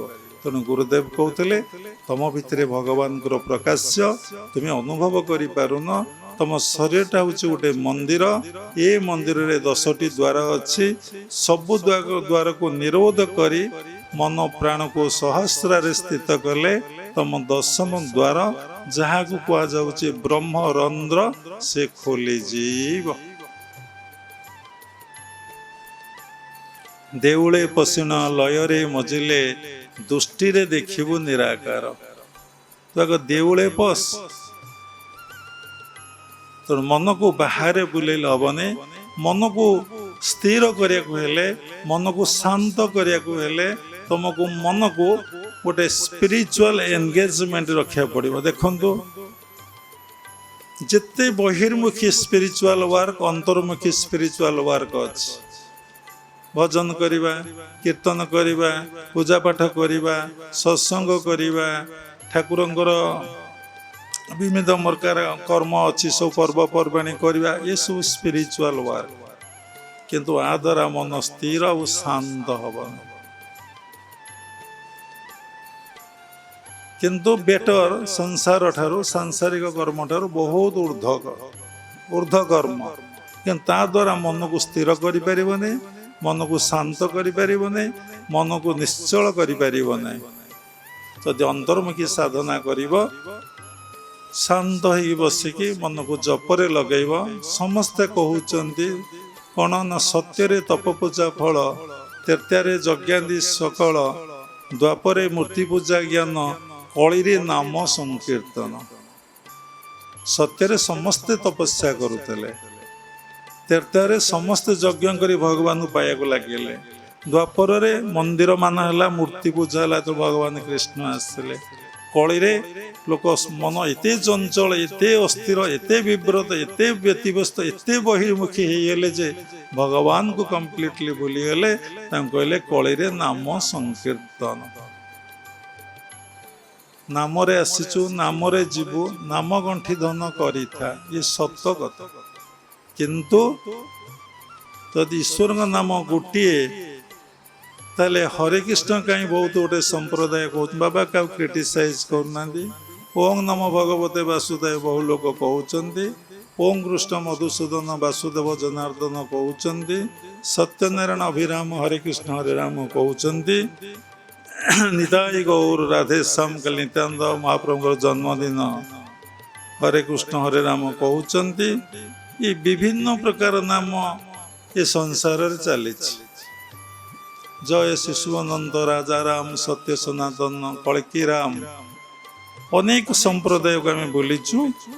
ମହିମା ଅଲେଖ ବାଲାଙ୍କର ତାଙ୍କର ଗୋଟେ ନାମ ଚାଲିଛି। ଈଶ୍ୱର ଯଦି ଏକ, ନାମ ଯଦି ଏକ, ବେଦର ଯଦି ପ୍ରମାଣ ଅଛି କଳି ଯୁଗରେ ହରେ କୃଷ୍ଣ କୃଷ୍ଣ କୃଷ୍ଣ ହରେ ହରେ, ହରେ ରାମ ରାମ ରାମ ହରେ ହରେ। ଏଇଟା ଏଇଆ ନଥିଲା। ଆଗ ଥିଲା ହରେ ରାମ ରାମ ରାମ ହରେ ହରେ, ହରେ କୃଷ୍ଣ କୃଷ୍ଣ କୃଷ୍ଣ ହରେ ହରେ। କାରଣ ତ୍ରେତାରେ ରାମ, ଦ୍ୱାପରରେ କୃଷ୍ଣ। ଯେତେବେଳେ ଚୈତନ୍ୟ ମହାପ୍ରଭୁ ଆସିଲେ ଅବତାର ହେଇକି, ସେ ତାକୁ ଓଲଟେଇ ଦେଲେ। ହରେ କୃଷ୍ଣ କହିଲେ, ତାପରେ ହରେ ନାମ କହିଲେ। କିନ୍ତୁ ଏଇଟା କେବେ ମହାମନ୍ତ୍ର ନୁହେଁ। ଏଇଟା 3 ନାମ 16 ଅକ୍ଷର ବାବା ଥରେ କହିଥିଲେ। ଆଉ 13 ନାମ କ'ଣ ଗୁପ୍ତ ରହିଛି। କିନ୍ତୁ ସେ ନାମ ଭଜିଲେ ବି ମୁକ୍ତି ମୋକ୍ଷ ହେଇପାରିବନି। କିଛିଟା ଜୀବର ଶୁଦ୍ଧତା ପବିତ୍ରତା ଆସିବ, କିଛିଟା ସିଦ୍ଧି ବିଭୂତି ମିଳିବ। ସାଧକ ସେଇ ନାମରେ ପରମାତ୍ମା ପରମ ବ୍ରହ୍ମଙ୍କର ଦର୍ଶନ ପାଇପାରିବ ନାହିଁ, କି ତାଙ୍କ ସହିତ ମିଳନ ଏକକାର ହେଇପାରିବ ନାହିଁ। ଆପଣ ଦେଖନ୍ତୁ, ମେଡିସିନ ଷ୍ଟୋରରେ ଅନେକ ପ୍ରକାର ମେଡିସିନ ଅଛି। ସବୁ ମେଡିସିନ ଗୁଡାକ ଉପକାରୀ। ସବୁ ମେଡିସିନ ହାତ କାହିଁ ହଲଉଛନ୍ତି? ସ୍ଥିର ହୋଇ ବସନ୍ତୁ। ସବୁ ମେଡିସିନ ଗୁଡ଼ିକ ରୋଗ ଭଲ କରିବ। ଆପଣଙ୍କୁ ଜ୍ୱର ହେଇଛି, ଆପଣ ଯେ ଝାଡ଼ା ଔଷଧ ଖାଇବେ, ସେ ତ ଭଲ ଉପକାରୀ ନା। ଏଠି ମେଡିକାଲ ଲୋକ ବସୁଛନ୍ତି, ଝାଡ଼ା ଔଷଧ ଖାଇବେ କାହିଁ, କ'ଣ ଅସୁବିଧା ହବ? ଆପଣଙ୍କୁ ଜ୍ୱର ହେଇଛି, ଆପଣ ପେଟ କାମୁଡ଼ା ଔଷଧ ଖାଇବେ, ସବୁ ଔଷଧ ଉପକାରୀ ନା। କୋଉ ଔଷଧଟା ଖରାପ କି? ଯଦି ପେଟ କାମୁଡ଼ା ଔଷଧଟା ଆପଣ ଖାଇବେ, ଆପଣଙ୍କର ମୁଣ୍ଡ ବିନ୍ଧୁଛି, ଆପଣ ଯଦି ଗ୍ୟାସ୍ ଟ୍ୟାବଲେଟ୍ ଖାଇବେ, ମୁଣ୍ଡ ବିନ୍ଧା ଭଲ ହବ କି? ତେଣୁ ସବୁ ଔଷଧ ଉପକାରୀ। ସବୁ ଔଷଧ ଦ୍ୱାରା ରୋଗ ଭଲ ହୁଏ। କାହାକୁ କୋଉ ଔଷଧ ଦରକାର ସେ କଥା ଡକ୍ଟର ଜାଣିଛନ୍ତି। ସିଏ ବତେଇକି କହିବେ, ଗୁରୁ କହିବେ କୋଉ ନାମ କଲେ ଆପଣ ମୋକ୍ଷ ପ୍ରାପ୍ତି ହେବ, ମୂଳ ଉତ୍ସରେ ପହଞ୍ଚି ପାରିବେ, ନିଜର ପରିଚୟଟା ଆପଣ ପାଇପାରିବେ। ତେଣୁ ସେଥିଲାଗି ମହାପୁରୁଷ ମାନେ କହିଛନ୍ତି କ'ଣ ନା 21 ସହସ୍ର ଜପୁ ଅଛି ପରମହଂସ ସେ ଭଜନେ ମନ ମଜ ବାହାର ଭଜନକୁ ତେଜ। ତେଣୁ ବାହାର ଭଜନ କରିବା ନାହିଁ। ପୁଣି କହିଛନ୍ତି କୂଟସ୍ଥ ମଧ୍ୟ ବିଷ୍ଣୁପାଦ ବାହାରେ ଖାଲି ଆର୍ତ୍ତନାଦ। ନାମ ଚାଲିଛି, ଭଜନ ଚାଲିଛି, କୀର୍ତ୍ତନ ଚାଲିଛି, କିନ୍ତୁ କିଏ ଯେ କରୁଛି ଏ ଜ୍ଞାନଟା ଆମର ନାହିଁ। କାହା ଦ୍ୱାରା ଇଏ ହେଉଛି ଏ ଜ୍ଞାନ ଆମର ନାହିଁ। ନାମ ଚାଲିଛି, ସ୍ୱର ତାଳରେ ମନ ଅଛି। ସ୍ୱର ଟିକେ ଭୁଲ ହେଲେ ଭଲ ଲାଗୁନି, ତାଳ କଟିଗଲେ ବୁଲିଲା ବେଲାକୁ ଭଲ ଲାଗୁନି, କିନ୍ତୁ ତାର ଲୟ ନାହିଁ। ନାମ ଅପରାଧ ସେଇଠି ହେଉଛି, ତାର ଲୟ ନାହିଁ। କ'ଣ ଲୟ? ନାମ ଗାଇଲା ବେଳେ ସେ ନାମୀ ସହିତ ସମ୍ପର୍କ ରଖିବା କଥା। ପ୍ରତ୍ୟେକ କାମ ଭିତରେ କର୍ମକର୍ତ୍ତାକୁ ଦେଖିବାଟା ହେଉଛି କ୍ରିୟା ଯୋଗ। ପ୍ରତ୍ୟେକ କର୍ମ ଭିତରେ ଶ୍ୱାସଟେ ସେ ନେଉଛନ୍ତି, ସେ ପାଠ ପଢ଼ଉଛନ୍ତି, ସେ ଦେଖୁଛନ୍ତି, ସେ ଯାଉଛନ୍ତି, ସେ ଆସୁଛନ୍ତି, ସେ ଖାଉଛନ୍ତି, ସେ ସବୁ କାମ ହିଁ କରୁଛନ୍ତି, କରାଉଛନ୍ତି। ତାଙ୍କ ବିନା ଅନ୍ୟ ଗତି ନାହିଁ। ଜଗବନ୍ଧୁ ଏ ଗୋସାଇଁ ତୋ ବିନୁ ଅନ୍ୟ ଗତି। ତାକୁ ବୋଲା ହେଉଛି କିଛି ଜଣା ନାହିଁ। ଶୁଆ ପକ୍ଷୀ ରାମ ନାମ କରିବା ଯା, ବିଲେଇ ଦେଖିଲେ ଅଛା ହବା କଥା ଯା। ଆମର ସେଇ କଥା, ମାନେ ସତ୍ସଙ୍ଗ ଶୁଣିବି ଏଣୁକୁ ଡର ମାଡୁଛି ମତେ ଯିବାକୁ। ହାୟରେ କପାଳ, ଏ ଡରଟା ଦେହବୋଧରୁ ଆଉଛି ନା ଆତ୍ମବୋଧରୁ ଆଉଛି? ଯିଏ ତମ ପାଖକୁ ଆସିବ ସେଇ ଆସିବ ନା ଆଉ ଗୋଟେ କିଏ ଆସିବ? ଇଲୋ ବୋପାଲୋ, ସେ ବାଟରେ ମୁଁ ଯିବି ନାହିଁ। ଏ ତୋ ଭିତରେ ଯୋଉରାକ ଅଛି ତାକୁ ନେଇ ତୁ କେମିତି ବସବାସ କରିଛୁ? କାମକୁ ନେଇ କେମିତି ବସିଛୁ, କ୍ରୋଧକୁ ନେଇ କେମିତି ରହିଛୁ, ଆଉ ଲୋଭକୁ ନେଇ କେମିତି ରହିଛୁ, ମୋହକୁ ନେଇ ସଡ଼ ଏରି ମାଛୁଆ ଭଜନ ଆଜି ବୋଲିବେ ନା ବୋଲି ହବ ନାହିଁ। ଆମେ ବସି ସମୀକ୍ଷା କରୁ ରାତି ରାତି ଦିନ ଦିନ। କୋଉନ ରାତିରେ ଘଣ୍ଟାଏ, କୋଉନ ଅଧଘଣ୍ଟାଏ, କୋଉନ ଜମା ନାହିଁ ଶୋଇବା। ଏଇ ବସି ବସି ଭାବୁ ଏହାର ପରିସମାପ୍ତି କୋଉ ଦିନ? ଏ ଯୁଦ୍ଧର ଅବସାନ କୋଉ ଦିନ? ଏ କୌରବ ଗଣ କୋଉନ ବିନାଶ ହେବେ? ଜ୍ଞାନ ଅଜ୍ଞାନର ଲଢ଼େଇ ଚାଲିଛି ପ୍ରତ୍ୟେକଟି ମୁହୂର୍ତ୍ତରେ। ମାନେ ମହାଭାରତ ଚାଲିଛି। କିଛି ମାନ ବଢ଼ିଛି ଭଗବତ ଗୀତା। ଏଥିରେ କୌରବ ଗଣ ପାଣ୍ଡବ ଗଣଙ୍କର ଲଢ଼େଇ ଚାଲିଛି। କେତେବେଳେ ତ କୌରବ ଗଣ ଜିତୁଛନ୍ତି ତ କେତେ ପାଣ୍ଡବ ଗଣ ଜିତୁଛନ୍ତି। ଯିଏ ଜୀବନ ଯାତ୍ରାରେ ଭଗବାନଙ୍କୁ ସାରଥି କରିଛି, ଭଗବାନଙ୍କୁ ପଥପ୍ରଦର୍ଶକ ଗୁରୁଙ୍କୁ ପଥପ୍ରଦର୍ଶକ ଭାବରେ ଗ୍ରହଣ କରିଛି, ତା ଜୀବନ ଯୁଦ୍ଧରେ ଗୁରୁଙ୍କୁ ଆଗରେ ରଖିକି ଗୁରୁଙ୍କ ନିର୍ଦ୍ଦେଶ ଅନୁସାରେ କର୍ମ କରୁଛି, ସେ ନିଶ୍ଚିନ୍ତ ଭାବରେ କାମ, କ୍ରୋଧ, ଲୋଭ, ମୋହ, ମଦ, ମାତ୍ସର୍ଯ୍ୟକୁ ଜ୍ଞାନ ଅଗ୍ନି ଦ୍ୱାରା, ଜ୍ଞାନ ଖଡ଼ଗ ଦ୍ୱାରା ସେ ନିଶ୍ଚିନ୍ତ ନାଶ କରିଦେବ। ଆମେ କ'ଣ ଗୁରୁକୁ ମାନିବା? ଆମେ କିଛି ଦିନ ପରେ ଦୀକ୍ଷା ନେଇ ଆମେ ଗୁରୁ ହେବା, ବିଭିନ୍ନ ଜାଗାରେ ଆଶ୍ରମ କରିବା, ବିଦେଶରୁ ପଇସା ଆଣିବା, ପ୍ରତିଷ୍ଠା ଲାଭ କରିବା। ପ୍ରତିଷ୍ଠା ସୁଖ, ସମସ୍ତଙ୍କ ଭିତରେ ଗୋଟେ ପ୍ରତିଷ୍ଠା ଲାଳସା। ଏଇଟା ହେଉଛି ଦେହବୋଧର କଥା। ଯେତେବେଳେ ତମ ଭିତରେ ଆତ୍ମବୋଧ ଅବସ୍ଥା ଆସିବ, ସାଧନା କରି କରି ତମେ ଆଜ୍ଞାର ଉର୍ଦ୍ଧ୍ୱରେ ରହିବ। ଥାର୍ଡ କ୍ରିୟା ଅଭ୍ୟାସ କଲେ, ବେଲାଳସନର କ୍ରିୟା ଅଭ୍ୟାସ କଲେ, ଗୋଟେ କ୍ରିୟା ତ ଏ ଜନ୍ମରେ ହେଇପାରୁନି। 20 ବର୍ଷ 25 ବର୍ଷ ଦୀକ୍ଷିତ ଲୋକ ଏଠି ବସିଛନ୍ତି, ଗୋଟେ କ୍ରିୟା ବି ଅଭ୍ୟାସ ନାହିଁ। ନିଜ ଭିତରେ ଆତ୍ମାକୁ ଅନୁସନ୍ଧାନ କରୁନାହାନ୍ତି, ନିଜ ଭିତରେ ଭଗବାନଙ୍କୁ ଖୋଜୁନାହାନ୍ତି, ନିଜ ଭିତରେ ଦେଖିବା ପାଇଁ ଚେଷ୍ଟା କରୁନାହାନ୍ତି। ଗୁରୁଦେବ ସବୁବେଳେ କହୁଥିଲେ ଅନ୍ତସ୍ଥ ଆତ୍ମାନ ଅଜଂ ନ ଦୃଷ୍ଟ୍ୱା ଭ୍ରମନ୍ତି ମୁଢା ଗିରି ଗୋରେଷୁ। ଏ ଅନ୍ତରରେ ଆତ୍ମା ଅଛି, ଏ ମୂଢ଼ ମନ ଜାଣିପାରୁନାହିଁ। ସେ ଗିରି ଗୁମ୍ଫା ଭ୍ରମଣ କରୁଛି ଭଗବାନ କୋଥାଏ। ଭଗବାନ କୋଉଠି? ତୋ ଶରୀର ଭିତରେ, ତୋର ବ୍ରେନ୍ ଭିତରେ ଯୋଉ ଗୁମ୍ଫାଟା ରହିଛି, ଥାର୍ଡ ଭେଣ୍ଟିକଲ ରହିଛି, ସେଇଠି ସେ ଅଛନ୍ତି। ତୁ ଅନୁଭବ କର, ସର୍ଚ୍ଚ କର। ବର୍ଷ ବର୍ଷ, ମାସ ମାସ, ଦିନ ଦିନ ତାଙ୍କର ପ୍ରତୀକ୍ଷାରେ ରୁହ।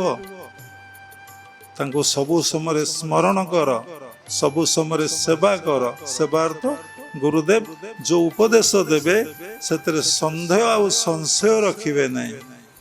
ସଂଶୟ ଆତ୍ମା ବିନଶତି। ମାତଙ୍ଗରୁ ସେ ସବରୀ ବୁଡ଼ିକି କହିଯାଇଛନ୍ତି, ଏଇ ବାଟେ ପ୍ରଭୁ ରାମଚନ୍ଦ୍ର ଯିବେ, ତମ କୁଟୀରରେ ପାଦ ପକେଇବେ, ଆତିଥ୍ୟ ଗ୍ରହଣ କରିବେ। ବର୍ଷ ବର୍ଷ ବିତି ଚାଲିଛି, ଲିପା ପୋଛା ଚାଲିଛି, ଫୁଲ ବିଞ୍ଛା ହଉଛି, ଜଙ୍ଗଲରୁ ଫଳ କଲେକ୍ସନ କରି ରଖା ହେଉଛି ଏବଂ ସେ ଫଳ ଟେଷ୍ଟ ହେଉଛି ମିଠା ଲାଗୁଛି କି ଖଟା ମୋ ପ୍ରଭୁ ଖାଇବେ ନା। ଆଜି ଯେମିତି ସପଟା ହେଇଛି କୋଉଟା ଏଡ଼େ କୋଉଟା ଏତେ ବଡ଼ କୋଉଟା ଏତେ ବଡ଼ ଏତେ ଆରେ ମୋ ଭଗବାନ ଖାଇବେ ସମସ୍ତେ ଭଗବାନ। ମୁଁ ଟିକେ ଆଗ ଦେଖେ ଆଗ ଟିକେ ଟେଷ୍ଟ କରେ। ଆମେ ଯେତେବେଳେ ଗୁରୁକୁଳ ଆଶ୍ରମ ଯାଉଥିଲୁ ଗୁରୁଦେବ ଆମର ଥିଲେ ସ୍ଥୂଳଶରୀରେ ଆମେ ସବୁ ଜିନିଷକୁ ଟେଷ୍ଟ କରୁନୁ। ଏବେ ଯେଉଁ ସାଧୁ ସନ୍ଥ ପାଖକୁ ଆମେ ଯାଉ ସବୁ ଜିନିଷ କଷ୍ଟଲି ଜିନିଷ ଆଉ ଟେଷ୍ଟ କରିନେଉ। ତା ପଛେ ସାତ୍ଵିକ ଅହଙ୍କାର ହଉ କିନ୍ତୁ ଟେଷ୍ଟ କରିକି ନେବୁ। ଆଉ ଯେଉଁଟା ଅଧିକା ହାଇଏଷ୍ଟ ରେଟ୍ ସେଇଟା ଆମେ ପରଚେଜ କରିବୁ। ଯାହାର ଯେମନ୍ତ ଭାବ ଦେଖି ନାବ ମୁଁ ଦିଏ ସଳଖ। ତୁମେ ମନ ମନେ ଭାବୁଛ ଚଲାକ, ତମ ଭିତରେ କର୍ତ୍ତା ଭାବ ରହିଛି ବୋଲି ତୁମେ ମନ ମନ ଭିତରେ ଭାବୁଛ ଚଲାକ। ଯେତେବେଳେ ନିଜର ପରିଚୟ ପାଇବ, ଯେଉଁ ପରିଚୟ ପାଇଛ ସେଇଟା ପ୍ରକୃତ ପରିଚୟ ନୁହଁ, ସେଇ ପରିଚୟରୁ ଯେତେବେଳେ ମୁକ୍ତି ଲାଭ କରିବେ ତୁମେ ଆତ୍ମାରେ ପ୍ରତିଷ୍ଠା ଲାଭ କରିବ। ଦେଖିବ ଏଇ ଦେହ ଏତେ ପ୍ରକାର ଡିଷ୍ଟର୍ବାନ୍ସ କରୁଛି କହିଲେ ହବନି। ତେଣୁ ମାୟାକୁ ଅତିକ୍ରମ କରିବାକୁ ହେଲେ ଏ ମନ କୃଷ୍ଣ ପାଦେ ଦେଲେ ଏ ମାୟା ନ ଲାଗଇ ଭଲେ। ତେଣୁ କୃଷ୍ଣଙ୍କର ପାଦ ପଦ୍ମ ହେଉଛି ଶ୍ୱାସ ପ୍ରଶ୍ୱାସ ଏବଂ ସହସ୍ରା। ସାରା ପୃଥିବୀଟା ଯାହାକୁ ଦେଖୁଛ ସେ ହେଉଛି ଭଗବାନଙ୍କର ପାଦ ପଦ୍ମ। ଘଣ୍ଟା ଘଣ୍ଟା ଶ୍ୱାସ ପ୍ରଶ୍ୱାସରେ ମନକୁ ରଖିବ ଏବଂ ଶ୍ୱାସ ପ୍ରଶ୍ୱାସଙ୍କର ମିଳନ ହବ। ଶାସ୍ତ୍ରରେ ଗୋଟେ କଥା କହିନି, ବାବା ଅନେକ ଥର ସତ୍ସଙ୍ଗରେ କହି ମାଆକୁ ମାରିବୁ ଖୁଡ଼ିକି ହରିବୁ ଭାଇ ବୋହୁ ସଙ୍ଗେ ପିରତି କରିବୁ ତେବେ ଯାଇ ଭବ ସାଗରୁ ତରିବୁ। ଆରେ ସାଧନା କଲେ ଆଗ ମାଆକୁ ମାରିବ। ଯିଏ ଶୁଣିବ ଏ ବାବାଜୀର ମୁଣ୍ଡ ଖରାପ ହେଇଛି। ମା ବୋଲେ ମାୟା,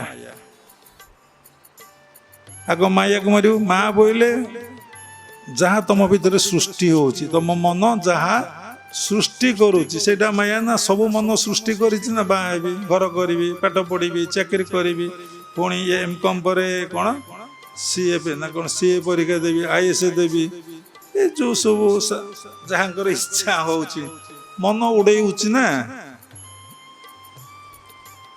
କିନ୍ତୁ ଏ ଦୁନିଆରେ ଗୋଟେ ବଡ଼ ଉପାଧି ଅଛି, ସେ ଉପାଧିଟା ଯିଏ ପାଇଛି ସେ ଅମର ହେଇଯିବ। ସେ ଉପାଧିଟା କ'ଣ ଶାରଦାବା ଜାଣିଛନ୍ତି? କେତେ ଥର କହିଛି, ଭଲ ଶିଷ୍ୟଟେ ହବା। ଭଲ ଶିଷ୍ୟଟେ ହବା ହେଉଛି ବଡ଼ ଉପାଧି।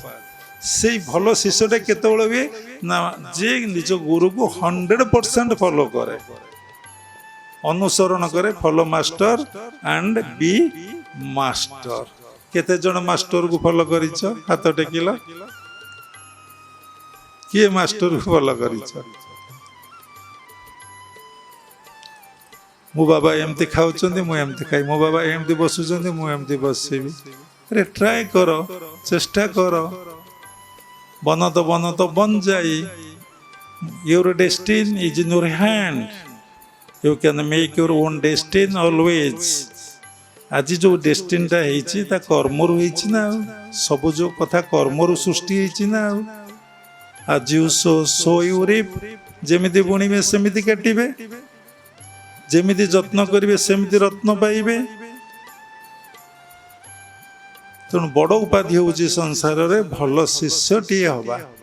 ଯିଏ ଭଲ ଶିଷ୍ୟଟିଏ ହୁଏ ସେ ଦିନେ ଗୁରୁରେ ପରିଣତ ହୁଏ। ଗୁରୁ ଅର୍ଥ ସେ ଜ୍ଞାନ ଭକ୍ତି ପ୍ରେମର ଅଧିକାରୀ ହୁଏ ଏବଂ ଜ୍ଞାନ ଭକ୍ତି ପ୍ରେମ ବିତରଣ କରି ଏ ସଂସାରରୁ ବିଦାୟ ନିଏ। ତେଣୁ ଆମେ କ'ଣ ନା ନିଜର ପରିଚୟ ଏପର୍ଯ୍ୟନ୍ତ ଜାଣିନେ। ଯେତେବେଳେ ପରିଚୟ ଜାଣିଲେ ସେ ପରିଚୟରୁ ମୁକ୍ତି ପାଇବାର ମାର୍ଗ ହେଉଛି ତତ୍ତ୍ୱଗୁରୁ ଜ୍ଞାନୀ ଗୁରୁଙ୍କର ଶରଣାପନ୍ନ ହୁଅ। ସେ ଯେଉଁ ଉପଦେଶ ଦେବେ ତାକୁ ପାଳନ କର ଏବଂ ସାଧନା ନନଷ୍ଟପ୍ କରି ଚାଲ। ନିଜକୁ ମାପ ନାହିଁ, ସମୀକ୍ଷା କର ନାହିଁ।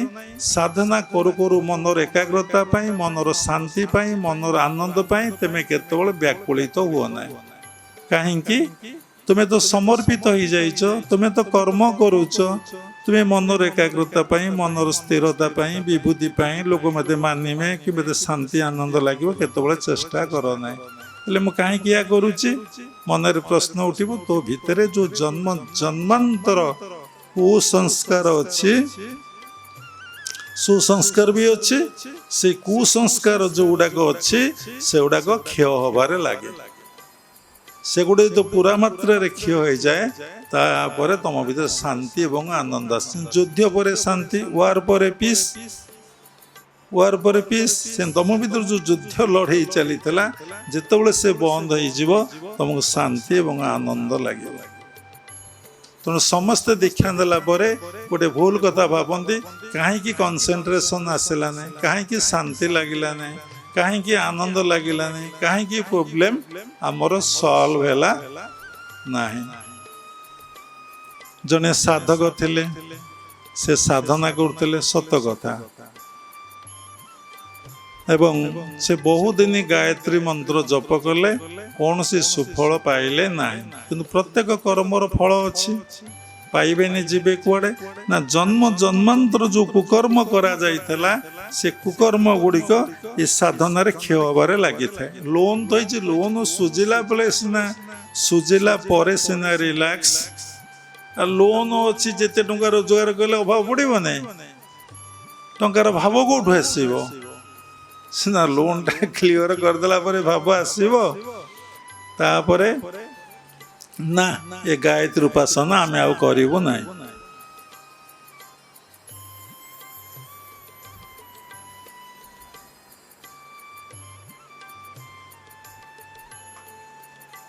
ଆମେ ସାଧନା ଛାଡ଼ିଦେବୁ। ଗୋଟେ ଶମଶାନରେ କୁଡ଼ିଆ କରି ଜଣେ ସାଧକ ସିଦ୍ଧି ଲାଭ କରିଥିଲେ ତନ୍ତ୍ର ବିଦ୍ୟାରେ। ମନ୍ତ୍ର ଯନ୍ତ୍ର ତନ୍ତ୍ର ଅଛି, କିନ୍ତୁ ଭଗବାନଙ୍କୁ ପାଇବା ପାଇଁ କୌଣସି ମନ୍ତ୍ର ନାହିଁ, କୌଣସି ଯନ୍ତ୍ର ନାହିଁ, କୌଣସି ତନ୍ତ୍ର ନାହିଁ। ସତ୍ୟର ସନ୍ଧାନ ଗୋଟେ ବୈଜ୍ଞାନିକ ଗୋଟେ ବହି ଅଛି ଆମ ପାଖରେ, ବିଶେଷ କାହାକୁ ଦଉନି, ଏବେ ରଖିଛୁ, 5-6 ଖଣ୍ଡ କିଣିକି ସାରଦାଙ୍କୁ ଦେଇଥିଲୁ କି। କେବଳ ମନର ବ୍ୟାକୁଳତା, ତାଙ୍କୁ ପାଇବା ପାଇଁ ମନର ଜିଦ୍, ମନର ବ୍ୟାକୁଳତା, ମୋ ପ୍ରଭୁଙ୍କୁ ଦର୍ଶନ ନ କଲେ ମୁଁ ପ୍ରସାଦ ପାଇବି ନାହିଁ, ଖାଦ୍ୟ ଜଳ କିଛି ସ୍ପର୍ଶ କରିବି ନାହିଁ, କାନ୍ଦିବେ ବସି। କାହାନ୍ତି ସେ, କୋଉଠି ଅଛନ୍ତି? ଯଦି ମୋରି ଭିତରେ ଅଛନ୍ତି, ସବୁରି ଭିତରେ ଅଛନ୍ତି। ଯଦି ମୋ ଭିତରେ ମୁଁ ଦର୍ଶନ ଉପଲବ୍ଧି କରିପାରି ନାହିଁ, ତାହେଲେ ଅଲଗା ଜାଗାରେ ଦର୍ଶନ ଉପଲବ୍ଧି କେମିତି କରିବି? କଥା ରହିଯାଉଛି। ସେ କହିଲେ ତାଙ୍କରି ପାଖକୁ ମୁଁ ଯିବି, ମୋର ଭବିଷ୍ୟତଟା ମୁଁ ତାଙ୍କୁ ପଚାରିବି, ମୋର ଭବିଷ୍ୟତଟା କ'ଣ, ମୁଁ କାହିଁକି ମାଙ୍କ ଦର୍ଶନ ଏପର୍ଯ୍ୟନ୍ତ ମନ୍ତ୍ର ଜପ କଲି କରିପାରିଲି ନାହିଁ, ସେ ମୋତେ କହିଦେବେ। ଯେତେବେଳେ ସେ ତାଙ୍କ ପାଖକୁ ଗଲେ, ସେ କହିଲେ ତୁ ପଛପଟୁ ଯା, ପଛପଟୁ ଯା, ମୁଁ ଆଗକୁ ଆନା, ମୁଁ ଆଗକୁ ଆନା, ଆଗକୁ ଆନା। କାହିଁକି ନା ତୁ ଗାୟତ୍ରୀ ମନ୍ତ୍ର ଜପ କରି ତୋର ଏତେ ବଡ଼ ଆଭା ସୃଷ୍ଟି ହେଇଛି ତ ପଛପଟରେ, ଯିଏ ସାଧନା କରନ୍ତି ଗୋଟେ ଆଭା ସୃଷ୍ଟି, ପ୍ରତି ଲୋକର ଛୋଟ ବଡ଼ ଆଭା ରହିଛି।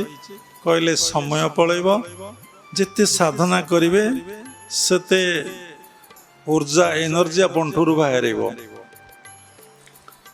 ପଳା ପଳା ପଳା ପଳା ପଳା, ପଛକୁ ଯାଇ କ'ଣ ପ୍ରଶ୍ନ ପଚାରୁଛୁ ପଚାର, ତୁମ ସମ୍ମୁଖକୁ ଆସିଲେ ମୁଁ ରହିପାରିବି ନାହିଁ। ଇଏ ଆଉ ପ୍ରଶ୍ନ କ'ଣ ପଚାରିବେ? ଇଏ ପଳେଇ ଆସିଲେ, କହିଲେ ଆରେ ଏ ଗାୟତ୍ରୀ ମନ୍ତ୍ର ଜପରେ ଏତେ ପାୱାର ଯେ ସେ ମୋତେ ଦେଖିପାରୁନାହିଁ,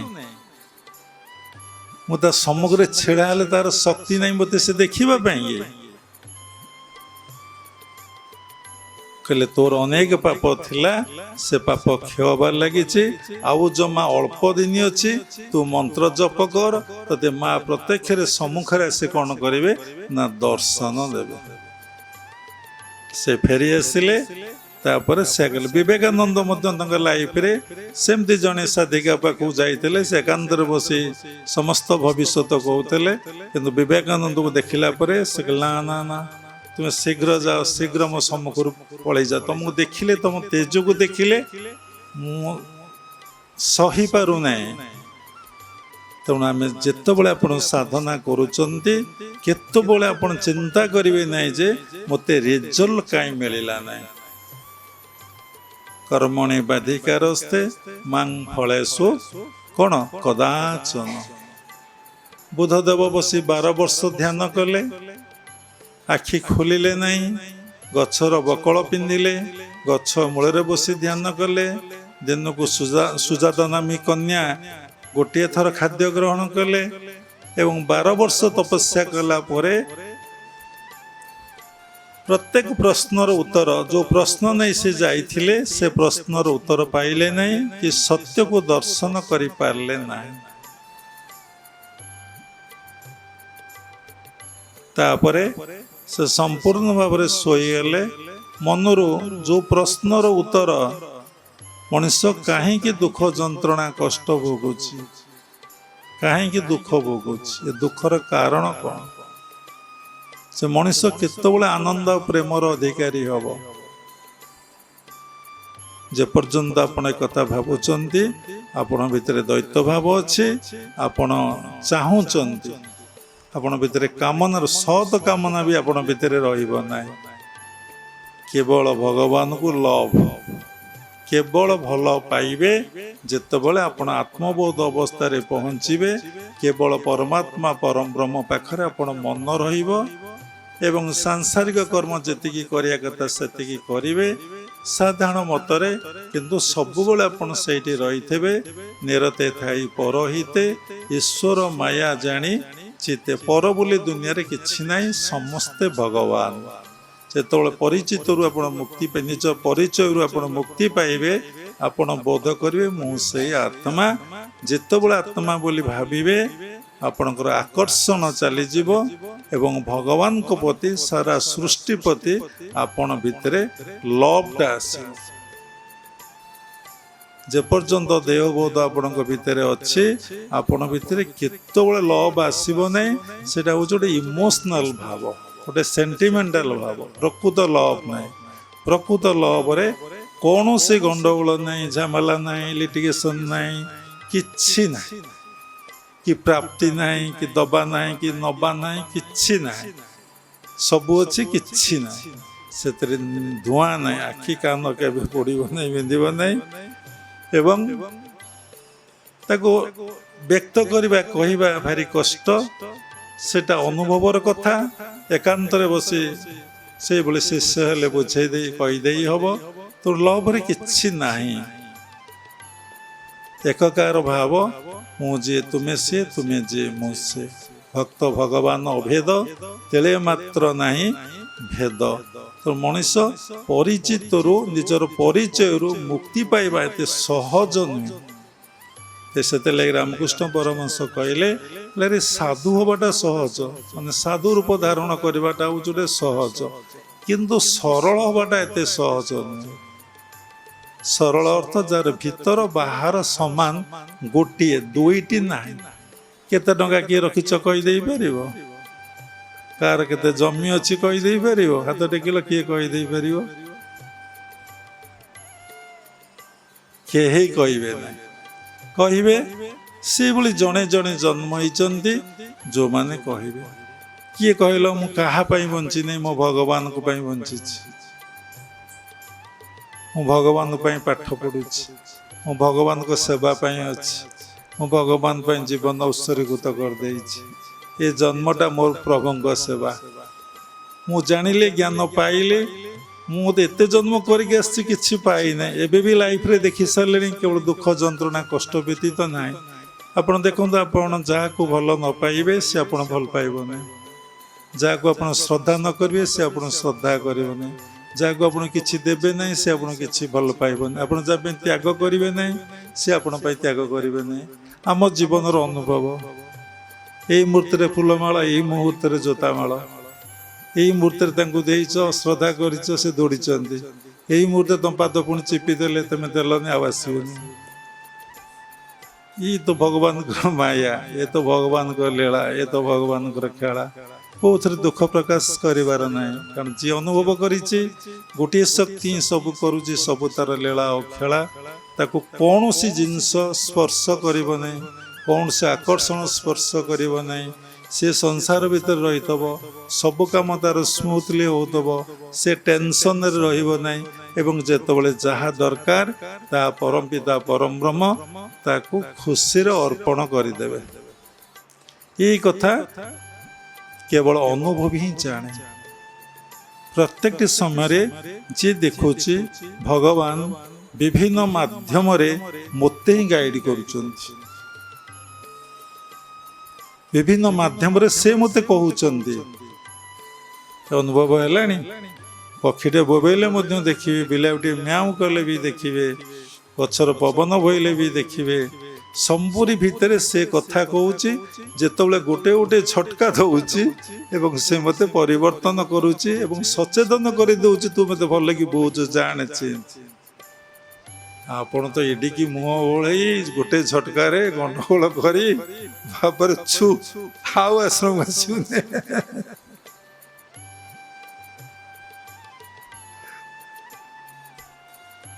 ତେଣୁ ପରିଚୟ ପରେ ମୋର ଜୀବନର ପରମ ଲକ୍ଷ୍ୟ 1.5 ଘଣ୍ଟା ଉପରେ ହେଇଗଲାଣି। ଆଉ ଗୋଟାଏ ଥରେ ସରିଗଲା।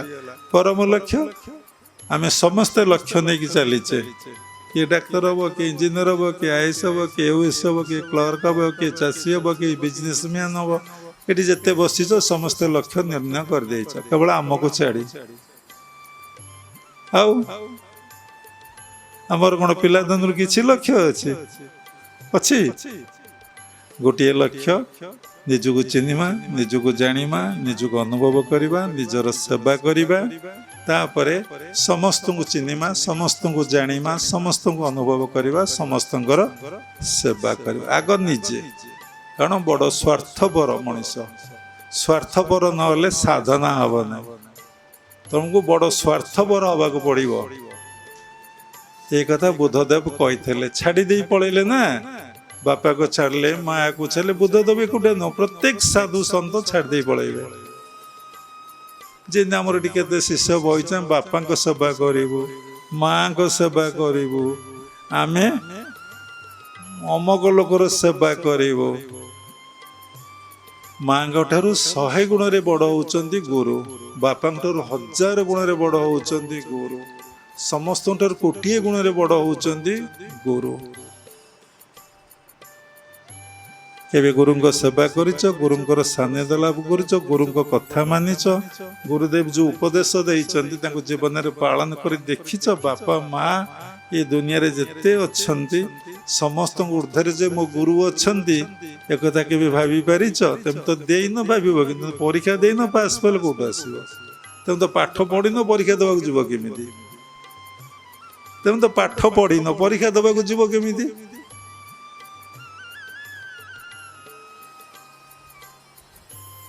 ତେଣୁ ଜୀବନର ପରମ ଲକ୍ଷ୍ୟ ଏଇଆ ନୁହେଁ। ଜୀବନର ପରମ ଲକ୍ଷ୍ୟ ହଉଛି କ'ଣ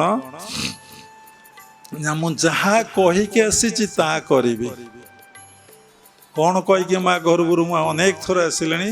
ଯଦି ମର୍ତ୍ତ୍ୟମଣ୍ଡଳେ ହୋଇବି ଜନମ, ତୋ ନାମ ଗାଉଥିବି ସୁମରି, ବଡ଼ ମାୟାବୀ ଜୀବନ ନୁହେଁ କାହାରି।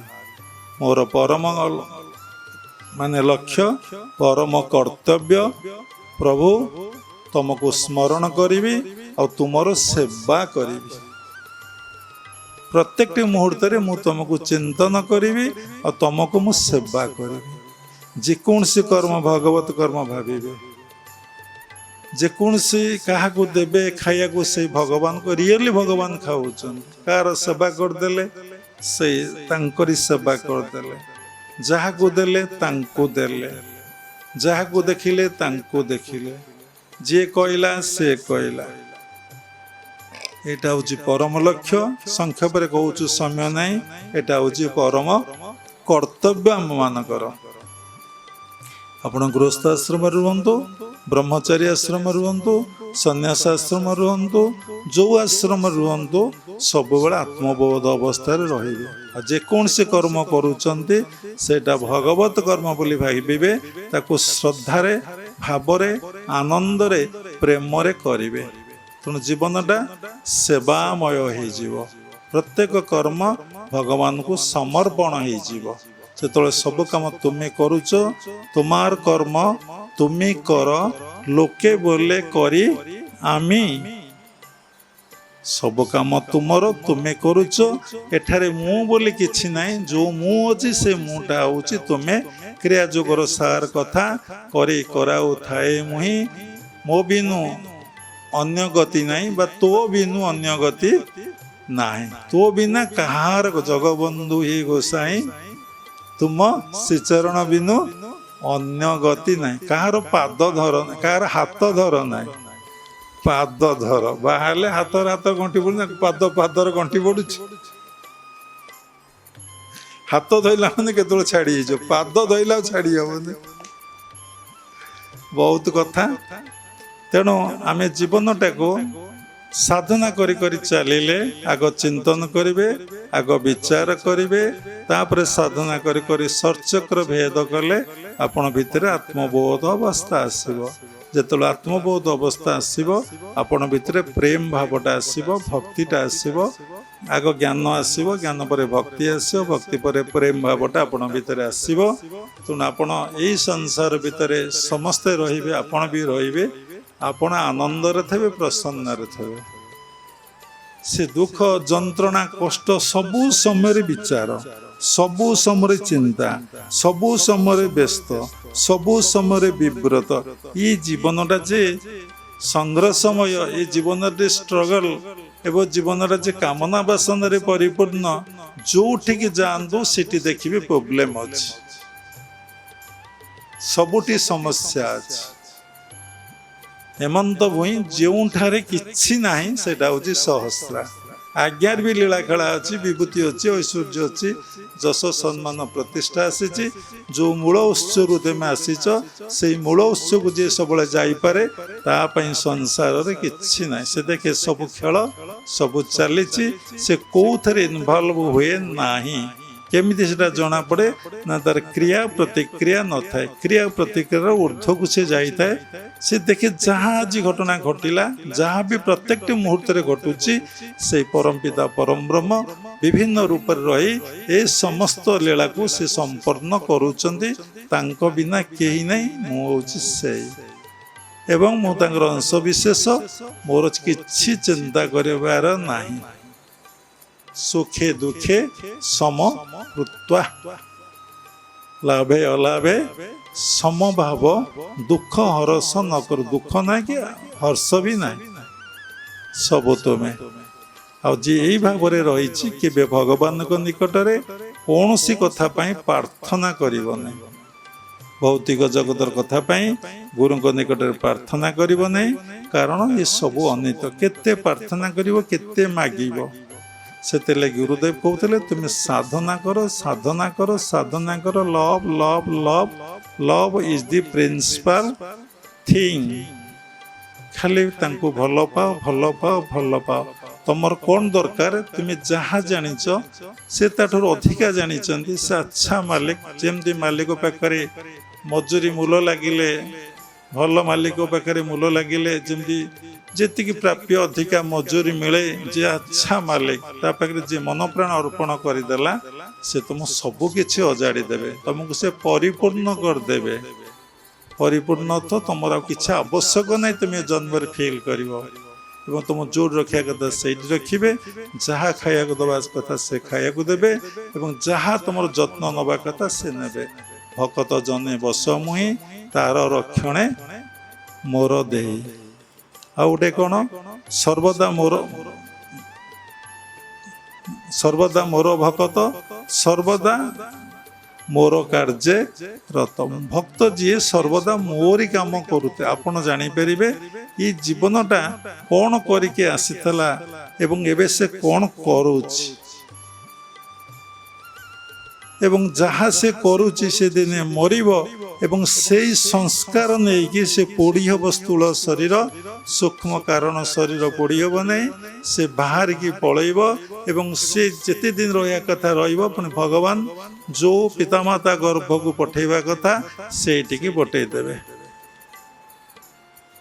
ଭଗବତ ଗୀତାକୁ ଭଲକି ଅଧ୍ୟୟନ କରନ୍ତୁ, ସେଇଥିରେ ସମସ୍ତ କଥା ଲେଖା ଅଛି। ନିଜ ଜୀବନ କ'ଣ କୁ କେମିତି ଗଢ଼ିବେ, ଜୀବନକୁ କେମିତି ସରସ ସୁନ୍ଦର ଆନନ୍ଦମୟ କରିବେ। ତେଣୁ ନିଜର ପରିଚୟରୁ କେମିତି ମୁକ୍ତି ପାଇବେ, ଏବଂ ନିଜର କର୍ମରୁ ଲକ୍ଷ୍ୟରୁ ପରମ ଲକ୍ଷ୍ୟକୁ ସତ୍ୟରେ କେମିତି ଆପଣ ପହଞ୍ଚିବେ। ଥରେ ଏ ଜୀବନରେ ଏଇଭଳି ଚେତନା ଆସିଛି ମାନେ, ଏଇଭଳି ଗୁରୁ ପ୍ରାପ୍ତି ହେଇଛନ୍ତି ମାନେ, ଏଇଭଳି କଥା ଶୁଣୁଛନ୍ତି ମାନେ, ଏଥିରୁ ଡେ ବାଇ ଡେ ବଢ଼େଇ ଚାଲନ୍ତୁ, ବଢ଼େଇ ଚାଲନ୍ତୁ। ଯୋଗ ଚିତ୍ତବୃତ୍ତି ନିରୋଧ। କାହାଙ୍କ ସହିତ ଯୋଗ ହେଲେ ନା ଭଗବାନ ପାଖରେ ମନକୁ ରଖିଲେ ଚିତ୍ତରେ ଯୋଉ ବୃତ୍ତି ଆସୁଛି ସେ କ'ଣ ହୁଏ ନା ନିରୋଧ ହେଇଯାଏ। ମନ ଆଉ କିଛି ଚାହେଁ ନାହିଁ, ମନ କେବଳ ତାଙ୍କୁ ହିଁ ଚାହେଁ। ତାର ଦେହ ପ୍ରତି ବି ଆସକ୍ତି ରହିବ ନାହିଁ, କ'ଣ ଖାଇବି ଭାବିବ ନାହିଁ, କ'ଣ ପିନ୍ଧିବି ଭାବିବ ନାହିଁ, କୋଉଠି ଶୋଇବି ଭାବିବ ନାହିଁ। ସେ ସବୁବେଳେ ତାଙ୍କରି ପାଖରେ ମନକୁ ରଖିଥିବ, ସବୁବେଳେ ତାଙ୍କୁ ସ୍ମରଣ କରୁଥିବ। ଭଲ ଭାଷାରେ ଚଳନ୍ତି ଭାଷାରେ ସବୁବେଳେ ତାଙ୍କୁ ଝୁରୁଥିବ, ଗାଉଁଲି ଭାଷାରେ ଆଧ୍ୟାତ୍ମିକ ଭାଷାରେ ସବୁବେଳେ ସ୍ମରଣ କରୁଥିବ। ସେବା କୌଣସି ଭଗବାନ ଫୁଲରେ ଫଳରେ ଧୂପରେ ଦୀପରେ ନୈବେଦ୍ୟରେ କୋଉଥିରେ ସନ୍ତୁଷ୍ଟ ନୁହନ୍ତି, କାରଣ ସବୁ ତ ତାଙ୍କର। କି ଦେଇ ପୂଜିବୁ ତାଙ୍କୁ ସବୁ କିଛି ତାରରେ, ତତ୍ଵ ନ ବୁଝିଲେ ନତୁଣ୍ଟେ କେବେ ଭ୍ରାନ୍ତିରେ। ଭ୍ରାନ୍ତି ଯାଉନାହିଁ। ଭଗବାନ ପାଖକୁ ଯିବି ସୋମବାର ମୁଣ୍ଡ ଧୋଇ ଫୁଲ ଧରି ଫଳ ଧରି କ୍ଷୀର ଧରି ଚାଲିଲା ଆଉ କ'ଣ। ବାଟ ସାରା କେତେ ଚିନ୍ତା, ଟିକିଏ କ୍ଷୀର 2-4ଟା ବେଲପତ୍ର କି 100ଟା ବେଲପତ୍ର ଦେଇ ଟିକିଏ ଭୋଗ ଲଗେଇ ବାପାରେ କେତେ ଟଙ୍କାରେ କଥା ମାଗିଦବ। କି ପ୍ରକାର ଚାଲାକି ଦେଖୁନ। ସିଏ ପୁଣି ଭଗବାନଙ୍କ ସହିତ ମାଗୁଛି ଯେ ଏତିକି ଦେଲି ତା 10 ଗୁଣା ଯେମିତି ପ୍ରାପ୍ତି। ସେ ଓଲା ବୁକା, ସେ ଠାକୁର ଯେ ବସିଛନ୍ତି ସେ ଓଲା ବୁକା। ବାଟରେ ଯଦି ସେଇ ଭଗବାନ ରୂପ ଧରି ବସିଯିବେ, ଗୋଟେ ଭିକାରୀ ରୂପ ଧରି, ପ୍ରଭୁ তুমি କ୍ଷୀର ନେଇ ଯାଉଛ ମତେ ଟିକେ ପିଇବାକୁ ଦିଅ, ତୋ ମୁଣ୍ଡ ଖରାପ। ଆରେ ଯଦି ସ୍ତ୍ରୀ ଲୋକ ହେଇଥିବ ଯୋଗଣିଖିଆ କହିବ, ପୁରୁଷ ଲୋକ ହେଇଥିଲେ ଶଳା କହିବ। ଆଉ ଯାହାର ଯାହା ଭାଷା ନା, ତେତେ ଯୋଗନି ଖାଉ, ତେତେ ମୁଁ କ୍ଷୀର ଦେବି, ମୁଁ ଦେବ ମନ୍ଦିର ଦେଇକି ଯାଉଛି। ଏଇ କଥା କହିଲେ ସୁନ୍ଦର କଥା ଅଛି। ତେଣୁ ଭଗବାନ କେତେବେଳେ କୋଉ ରୂପରେ ସେ ପରୀକ୍ଷା କରନ୍ତି, କେତେବେଳେ କୋଉ ରୂପରେ ତମକୁ ସାହାଯ୍ୟ, ସବୁବେଳେ ତ ବିଭିନ୍ନ ରୂପରେ ସାହାଯ୍ୟ କରୁଛନ୍ତି, କିନ୍ତୁ ଆମର ବୋଧ ହଉନାହିଁ। ସବୁବେଳେ ସେ ସାହାଯ୍ୟ କରୁଛନ୍ତି, ସବୁବେଳେ ସେ ପ୍ରତ୍ୟେକଟି ମୁହୂର୍ତ୍ତରେ ତମ ସେବାରେ ସେ ଅଛନ୍ତି। କିନ୍ତୁ ତୁମେ ତାଙ୍କ ସେବାରେ ଅଛ ତ? ସିଏ ତୁମକୁ ଭଲ ପାଉଛନ୍ତି, ତୁମେ ତାଙ୍କୁ ଭଲ ପାଉଛ ତ? ଯୋଉ ଭଜନ ବୋଲାଉଛ, ତୁମେ ମତେ ଭଲ ପାଅ ବା ନ ପାଅ, ମୁଁ ତୁମକୁ ଭଲ ପାଇଛି, ତୁମେ ମତେ ପର ବୋଲି ଭାବ, ମୁଁ ଆପଣାର କରି ନେଇଛି। ଏଇଟା ଭଗବାନ କହୁଛନ୍ତି, କଥା ଗୁରୁ କହୁଛନ୍ତି, ଶିଷ୍ୟ କହୁନାହିଁ। ଜଣେ ମା ମତେ କହିଲେ ନାଇଁ ଏଇଟା ଆମେ କହୁଛୁ। ମୋ ପାଖକୁ ହ୍ୱାଟ୍ସଆପରେ ଛାଡ଼ିଦେଲେ, ଏଇଟା ଏଠି ବାସ ଗୁରୁ ହେଇଯାଇଛନ୍ତି। ଏବେ ବି ଅଛି ଆମ ହ୍ୱାଟ୍ସଆପରେ, ସେଇଟା ଅଛି। ମୁଁ ଏଇ ଭାବ ନେଇ ବଞ୍ଚିଛି। ରିଏଲି ଭଗବାନ ସମସ୍ତଙ୍କୁ ଭଲ ପାଉଛନ୍ତି, ସେ ଆମ ଭିତରେ ଅଛନ୍ତି, ସବୁ ଆମ ପାଇଁ ସୁନ୍ଦର ବ୍ୟବସ୍ଥା କରି ରଖିଛନ୍ତି। ଆମେ ଅଧମ ନା, ଆଉ ସେ ବ୍ୟବସ୍ଥାରୁ ବଞ୍ଚିତ ହଉଛେ, ପୁଣି କିଛିଟି ଲାଭ କରିଛେ, ପୁରା କ'ଣ ବଞ୍ଚିତ ହେଇଛେ? ଆମେ କ'ଣ କେବେ ଭାବିଛେ ଏ ମାଟି କାହାର, ଏ ପାଣି କାହାର, ଏ ଫୁଲ କାହାର, ଏ ଫଳ କାହାର, ଏ ଯାହା ଏ ଡ୍ରେସ୍ କାହାର, ଏ ସୁନା କାହାର, ଏ ସବୁ କାହାର? ସବୁଥିରେ ଆମେ କେବେ କୋଶ୍ଚିନ୍ କରିଛେ? କରିନେ। ଗୋଟେ ସୁନ୍ଦର କଥା ଶେଷରେ କହିବା, ଦେଖନ୍ତୁ ସାଧନା କରି କରି ଚାଲନ୍ତୁ, ବହୁତ ବାଧାବିଘ୍ନ ପ୍ରତିବନ୍ଧକ ଆସିବ, କୋଉଥରେ ବ୍ୟସ୍ତ ହେବେନି। ସବୁବେଳେ ଭାବିବେ ମୋ ପ୍ରଭୁ ମୋ ଗୁରୁଦେବ ଅଛନ୍ତି, କିଏ କହିବ ମୋର ପ୍ରଭୁ ଇଷ୍ଟ କାଳିଆ ଅଛନ୍ତି, ଜଗନ୍ନାଥ ଅଛନ୍ତି, ମୁଁ ସମର୍ପିତ, କିଛି ଭାବିବି। ଦେଖନ୍ତୁ ତୁଳସୀ ବୃକ୍ଷ ଠାରୁ ବୃକ୍ଷ ନେଇ ବାବା କହନ୍ତି, ଯଦି ସେଇ ତୁଳସୀ ବୃକ୍ଷରେ ଯେତେ କୁକୁର ମୁତିଲେ ହଗିଲେ, ତୁଳସୀ ଗଛ କ'ଣ ଅପବିତ୍ର ହେଇଯାଏ? କେବେ ଅପବିତ୍ର ହେଇଯାଏ କି? ଗଙ୍ଗାରେ ଯେତେ ଶବ ପକେଇଲେ, ଯେତେ ଝାଡ଼ା ଫେରିଲେ, ଯେତେ ନର୍ଦ୍ଦମା ପାଣି ଆଜି ଗଙ୍ଗାରେ ପଶୁଛି, ସବୁ ଗଙ୍ଗା କୂଳରେ ଟାଉନ, ବଡ଼ ବଡ଼ ଟାଉନ ଭାରତ ବର୍ଷର ଗଢ଼ି ଉଠିଛି, ସମସ୍ତ ନର୍ଦ୍ଦମା ପାଣି ସେଥିରେ ପଶୁଛି। ଏପର୍ଯ୍ୟନ୍ତ ଗଙ୍ଗା ପାଣିକୁ କିଏ ଅପବିତ୍ର କହିଛି? କହିଛି? ନାଇଁ, ଗଙ୍ଗା ପାଣିଟା ଶବ ଯାଉଛି ଭାସିକି ଶହ ଶହ, ପ୍ରତ୍ୟେକ ଦିନ ଲୋକମାନେ ଭସେଇ ଗଙ୍ଗା କୂଳ ଲୋକମାନେ ଭସେଇ ଦେଉଛନ୍ତି ସବୁକୁ। ଯଦି କିଏ ପଡ଼ିଲେ ପାଉଁଶ ବି ଭସେଇ ଦେଉଛନ୍ତି। ଯେତେ ଲୋକ ଝାଡ଼ା ପରିସ୍ରା ଅଗମୂତ ଯାହା ନର୍ଦ୍ଦମା ନର୍କ ସବୁ ଗଙ୍ଗାରେ, ସେ କ'ଣ ଅପବିତ୍ର ହେଇଛି? ସାଧନା କରି କରି ଚାଲନ୍ତୁ। ଜୀବନରେ କେତେବେଳେ ଅନେକ ବାଧାବିଘ୍ନ ଆସିବ, କେତେବେଳେ ଭଲ ସୁଯୋଗ ଆସିବ, କେତେବେଳେ ଦୁଃଖ ମିଳିବ, କେତେବେଳେ ଆନନ୍ଦ ମିଳିବ। ତୁମେ କେଉଁଥିରେ ଲକ୍ଷ୍ୟ କରିବ ନାହିଁ, କାହାକୁ ଦେଖିବ ନାହିଁ, ତୁମ ଲକ୍ଷ୍ୟ ସ୍ଥଳରେ ଆଗେଇ ଚାଲିବ। ଯେ ସାଧନା କରେ ଏଇସବୁ କଥାରେ ଯଦି ମନକୁ ସେ ରଖିଦେବ, ସେ ତାଙ୍କ ପାଖକୁ ଯାଇପାରିବ ନାହିଁ। ତେଣୁ ମୂଳାଧାରକୁ ଅତିକ୍ରମ କରିବ, ସ୍ୱାଧିଷ୍ଠାନକୁ ଅତିକ୍ରମ କରିବାକୁ ପଡ଼ିବ, ମଣିପୁରକୁ ଅତିକ୍ରମ କରିବାକୁ ପଡ଼ିବ, ଅନାହତକୁ ଅତିକ୍ରମ କରିବାକୁ ପଡ଼ିବ, ବିଶୁଦ୍ଧକୁ ଅତିକ୍ରମ କରିବାକୁ ପଡ଼ିବ। ଆଜ୍ଞାରେ ସ୍ଥିତ ହେବେ। ସ୍ଥିତ ହେଲା ପରେ ଗୁରୁ ଉପଦେଶ ଅନୁଯାୟୀ ଉଚ୍ଚତର କ୍ରିୟା ଅଭ୍ୟାସ କରି ଚାଲିଲେ ପୁଣି ସହସ୍ରରେ ପହଞ୍ଚିବେ। ପୁଣି ସହସ୍ରକୁ ଭେଦ କରି ମହାଶୂନ୍ୟକୁ ଯିବେ, ଅର୍ଥାତ୍ ସେ ଅନନ୍ତ ସହିତ ମିଳନ ଏକକାର ହେବେ। ସେଥିପାଇଁ ପ୍ରେମ ତତ୍ତ୍ୱ ଦରକାର, ପ୍ରେମ ଦରକାର। ଭଗବତ ଗୀତାରେ ଗୋଟେ ଶ୍ଲୋକ ଅଛି, କହିବା ନାହିଁ। ଆବ୍ରହ୍ମ ଭୁବନା ଲୋକା ପୁନରାବର୍ତ୍ତିନେ ଅର୍ଜୁନ ମାମୁର ପେତ ତୁ କନ୍ତୟେ ପୁନର୍ଜନ୍ମ ନ ବିଦ୍ୟତେ। ବ୍ରହ୍ମଲୋକ ପର୍ଯ୍ୟନ୍ତ ସହସ୍ର ପର୍ଯ୍ୟନ୍ତ ଗଲେ ତୁ ଫେରି ଆସିବ, କିନ୍ତୁ ତୁ ଯେତେବେଳେ ମୋତେ ପ୍ରାପ୍ତି ହେବୁ, ମାମୁର ପେତ ତୁ କନ୍ତୟେ ଅର୍ଜୁନ, ତୁ ଯେତେବେଳେ ମୋତେ ପ୍ରାପ୍ତି ହେବୁ ପୁନର୍ଜନ୍ମ ନ ବିଦ୍ୟତେ, ତୋର ଆଉ ପୁନର୍ଜନ୍ମ ହବନି। ବହୁତ କଥା ଏ ଉପରେ କହିଲେ, କାହିଁ ପୁନର୍ଜନ୍ମ ହବ ନାହିଁ? ଦୁଃଖ ଯନ୍ତ୍ରଣା କଷ୍ଟ ସଂସାର ଦୁଃଖାଳୟମ। ଯଦି ରାମଚନ୍ଦ୍ର ପ୍ରଭୁ ଶ୍ରୀରାମଙ୍କ ଜୀବନୀ ପଢ଼ିବେ, ପ୍ରଭୁ ଭଗବାନ ଶ୍ରୀକୃଷ୍ଣଙ୍କର ଜୀବନୀ ପଢ଼ିବେ, ପ୍ରତ୍ୟେକ ମହାପୁରୁଷଙ୍କ ଜୀବନୀ ପଢ଼ିବେ, କେତେ ଦୁଃଖ, କେତେ ଯନ୍ତ୍ରଣା, କେତେ କଷ୍ଟ, କେତେ ଗାଳି, କେତେ ନିର୍ଯାତନା, କେତେ ମାଡ଼ ସହିଛନ୍ତି, ଖାଇଛନ୍ତି, ତାର ହିସାବ ନାହିଁ। ଜଗତକୁ ଶିକ୍ଷା ଦେବାକୁ ହେଲେ, ଜଗତକୁ ଜ୍ଞାନ ଦେବାକୁ ହେଲେ, ଜଗତକୁ ଆଲୋକ ଦେଖିବାକୁ ହେଲେ ବହୁତ କଷ୍ଟ। ତାଙ୍କର କୃପା, ତାଙ୍କର ଆଶୀର୍ବାଦ ନହେଲେ ହେଇପାରିବନି। ଆପଣ ଦେଖୁଛନ୍ତି ଦୀପଟିଏ ଜଳୁଛି, ସେ ଦୀପଟା ଆଲୋକ ପ୍ରଦାନ କରୁଛି, କିନ୍ତୁ ଦୀପ ଭିତରେ ଯେଉଁ ସଳିତା, ତେଲ ଦ୍ୱାରା ଯେ ସଳିତା ଜଳିକି ପାଉଁଶ ହେଉଛି ଆପଣଙ୍କୁ ଜଣା ନାହିଁ। ସେ ଜଳୁଛି, ଆପଣ ଆଲୋକ ପାଉଛନ୍ତି। ଧୂପକାଠଟିଏ ଜଳୁଛି, ନିଆଁର ସଂଯୋଗ ସୁନ୍ଦର ବାସନାଟା ହେଉଛି, କିନ୍ତୁ ଧୂପକାଠି ଜଳୁଛି। ତେଣୁ ଯେଉଁମାନଙ୍କର ତ୍ୟାଗ ଜୀବନ, ବୈରାଗ୍ୟ ଜୀବନ, ଭକ୍ତିର ଜୀବନ, ଜ୍ଞାନର ଜୀବନ, ସେ ସମସ୍ତଙ୍କୁ ଯେତେବେଳେ ଆନନ୍ଦ ଦିଅନ୍ତି, ସେତିକି ଦୁଃଖ ନୁହେଁ, ସେତିକି ତାଙ୍କୁ ସହିବାକୁ ପଡ଼େ, ଜଳିବାକୁ ପଡ଼େ, ସବୁକିଛି ତ୍ୟାଗ କରିବାକୁ ପଡ଼େ। ସେଥିଲାଗି ଜଗନ୍ନାଥ ମହାପ୍ରଭୁଙ୍କର କାଳିଆ ଶାନ୍ତର କ'ଣ ଶେଷ ବେଶ, ବଡ଼ ସିଙ୍ଗାର ବେଶରେ ପ୍ରଭୁଙ୍କର ଚନ୍ଦନ ଲାଗି ହେଲେ ଯାଇ ବଡ଼ ସିଙ୍ଗାର ବେଶ ହବ। କାହିଁକି ରାତିରେ ଚନ୍ଦନ ଲାଗି ହେଉଛି? କାହିଁକି ପ୍ରଭୁଙ୍କୁ ବାସ୍ନା ଫୁଲରେ ସଜେଇ ଦିଆଯାଉଛି? କାହିଁକି ପ୍ରଭୁଙ୍କୁ ଦହି ପଖାଳ ଦିଆଯାଉଛି? କାହିଁକି ପ୍ରଭୁଙ୍କୁ କଦଳୀ ପିଠା ଭୋଗ କରି ଦିଆହେଉଛି? କାହିଁକି ପ୍ରଭୁଙ୍କୁ ପଇଡ଼ ଦିଆଯାଉଛି? କାହିଁକି ସୁନ୍ଦର ଭାବରେ ଦେବଦାସୀ ପତା ଥିଲା ପ୍ରଭୁଙ୍କୁ ଭଜନ କୀର୍ତ୍ତନ ଶୁଣେଇ ଦିଆଯାଉଛି? ପ୍ରଭୁ ଦିନ ସାରା ଭକ୍ତମାନଙ୍କର ଦୁଃଖ ବୁଝି ବୁଝି ବୁଝି ବୁଝି ରାତିରେ ଏବେ ବିଶ୍ରାମ କରିବେ। ତାଙ୍କ ମାନବୀୟ ଲୀଳା ନା, ତାଙ୍କ ପାଇଁ ଏସବୁ ବ୍ୟବସ୍ଥା କରିଦିଆଯାଉଛି।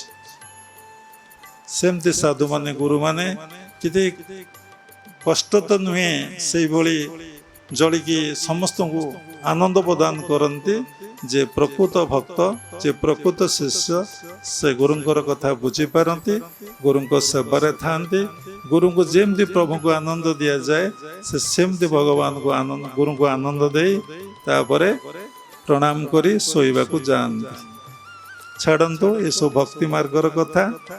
ଗୋଟେ ବୁଝେଇଦେଲି, କାଳିଆ ସାଧୁ କାହିଁ ଏମିତି କରିଦିଆଯାଉଛି, କାହିଁକି ଚନ୍ଦନ ଲାଗି କରିଦିଆଯାଉଛି, କାହିଁକି ସୁନ୍ଦର ଫୁଲରେ ସୁସଜ୍ଜିତ କରିଦିଆଯାଉଛି, କାହିଁକି ତାଙ୍କୁ ଦହି ପଖାଳ ଦିଆଯାଉଛି, କାହିଁକି ତାଙ୍କ ପାଇଁ ପଇଡ଼ ଥୁଆ ହେଉଛି, କାହିଁକି ତାଙ୍କ ପାଖରେ କୀର୍ତ୍ତନ ହେଉଛି? କେବେ ଭାବିଛ? ଚିନ୍ତା କରିଛ? ମୁଁ ଯାହାଙ୍କୁ ଭଗବାନ ବୋଲି ଭାବୁଛି, ଗୁରୁ ବୋଲି ଭାବୁଛି, ଗୁରୁ ଭିତରେ ଭଗବାନଙ୍କୁ ଦେଖୁଛି, ଭଗବାନ ଭିତରେ ମୁଁ ଗୁରୁଙ୍କୁ ଦେଖୁଛି, ତାଙ୍କରି ମୁଁ ସେବା କରିଛି। ଯାହା ତ ଏ ସୃଷ୍ଟିରେ गोटे बड़ कथा मन रखु जहाँ आपण त्याग करेंगे जहाँ त्याग करेंगे काम क्रोध लोभ मोह जहाँ रेच माने छाड़देवे जो तरंग धन वस्त्र टंका पैसा जहाँ छाड़देवे ताहा तुम पाखु सत्व गुण रे फेरी आसो ए कॉन्फिडेंस कौन रोचे जहाँ देदेवे से फेरी आसो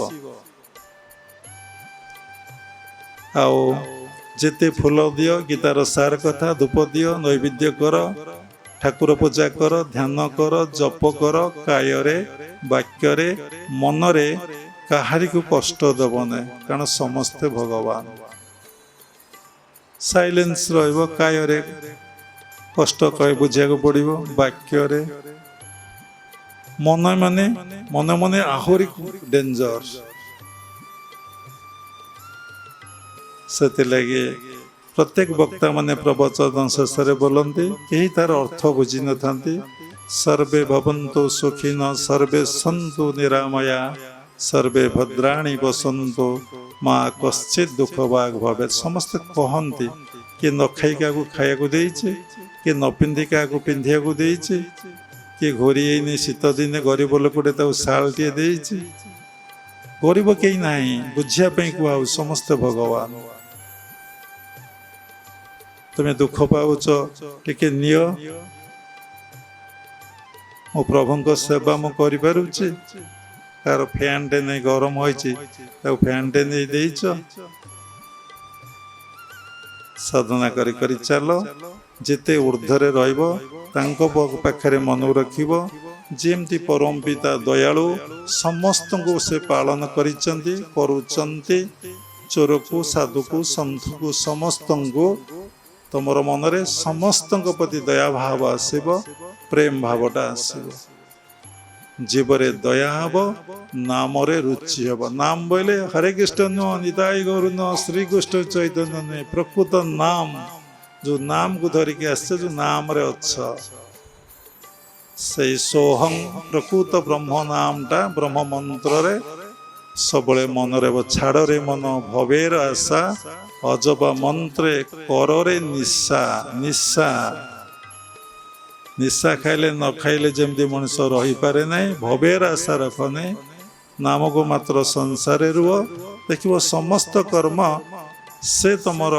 करे ने तुम खाली गोटे टेक्निक मन रख मो गुरु मते जो उपदेश देवे मुझे 100% पालन करी एति गोटे कथा मो गुरु मत कौन करेंगे से जानते मुझे चरण रे शरण नेबी से कौन करेंगे से जानते मोर किसी नहीं सन्देह नहीं संशय नहीं स्वर्ग नेले इच्छा नरक नेले इच्छा केबे से नरक को नेबे नहीं नरक स्वर्ग को नेबे स्वर्ग पुणी परमात्मा परम ब्रह्म को प्राप्ति करदेवे एतिकी शुणु भल भाव बुझंतु चिंतन करंतु एवं सबुदिन निष्ठार सहित साधन निमग्न हो जातु दिनू दिन बयस बढ़ी चली आते बेले करेक्शन हेबे आउ कौन समय अच्छी जी समय अच्छी तो शीघ्र करेक्शन कर आउ केते भूल करेंगे आउ जमी भूल न है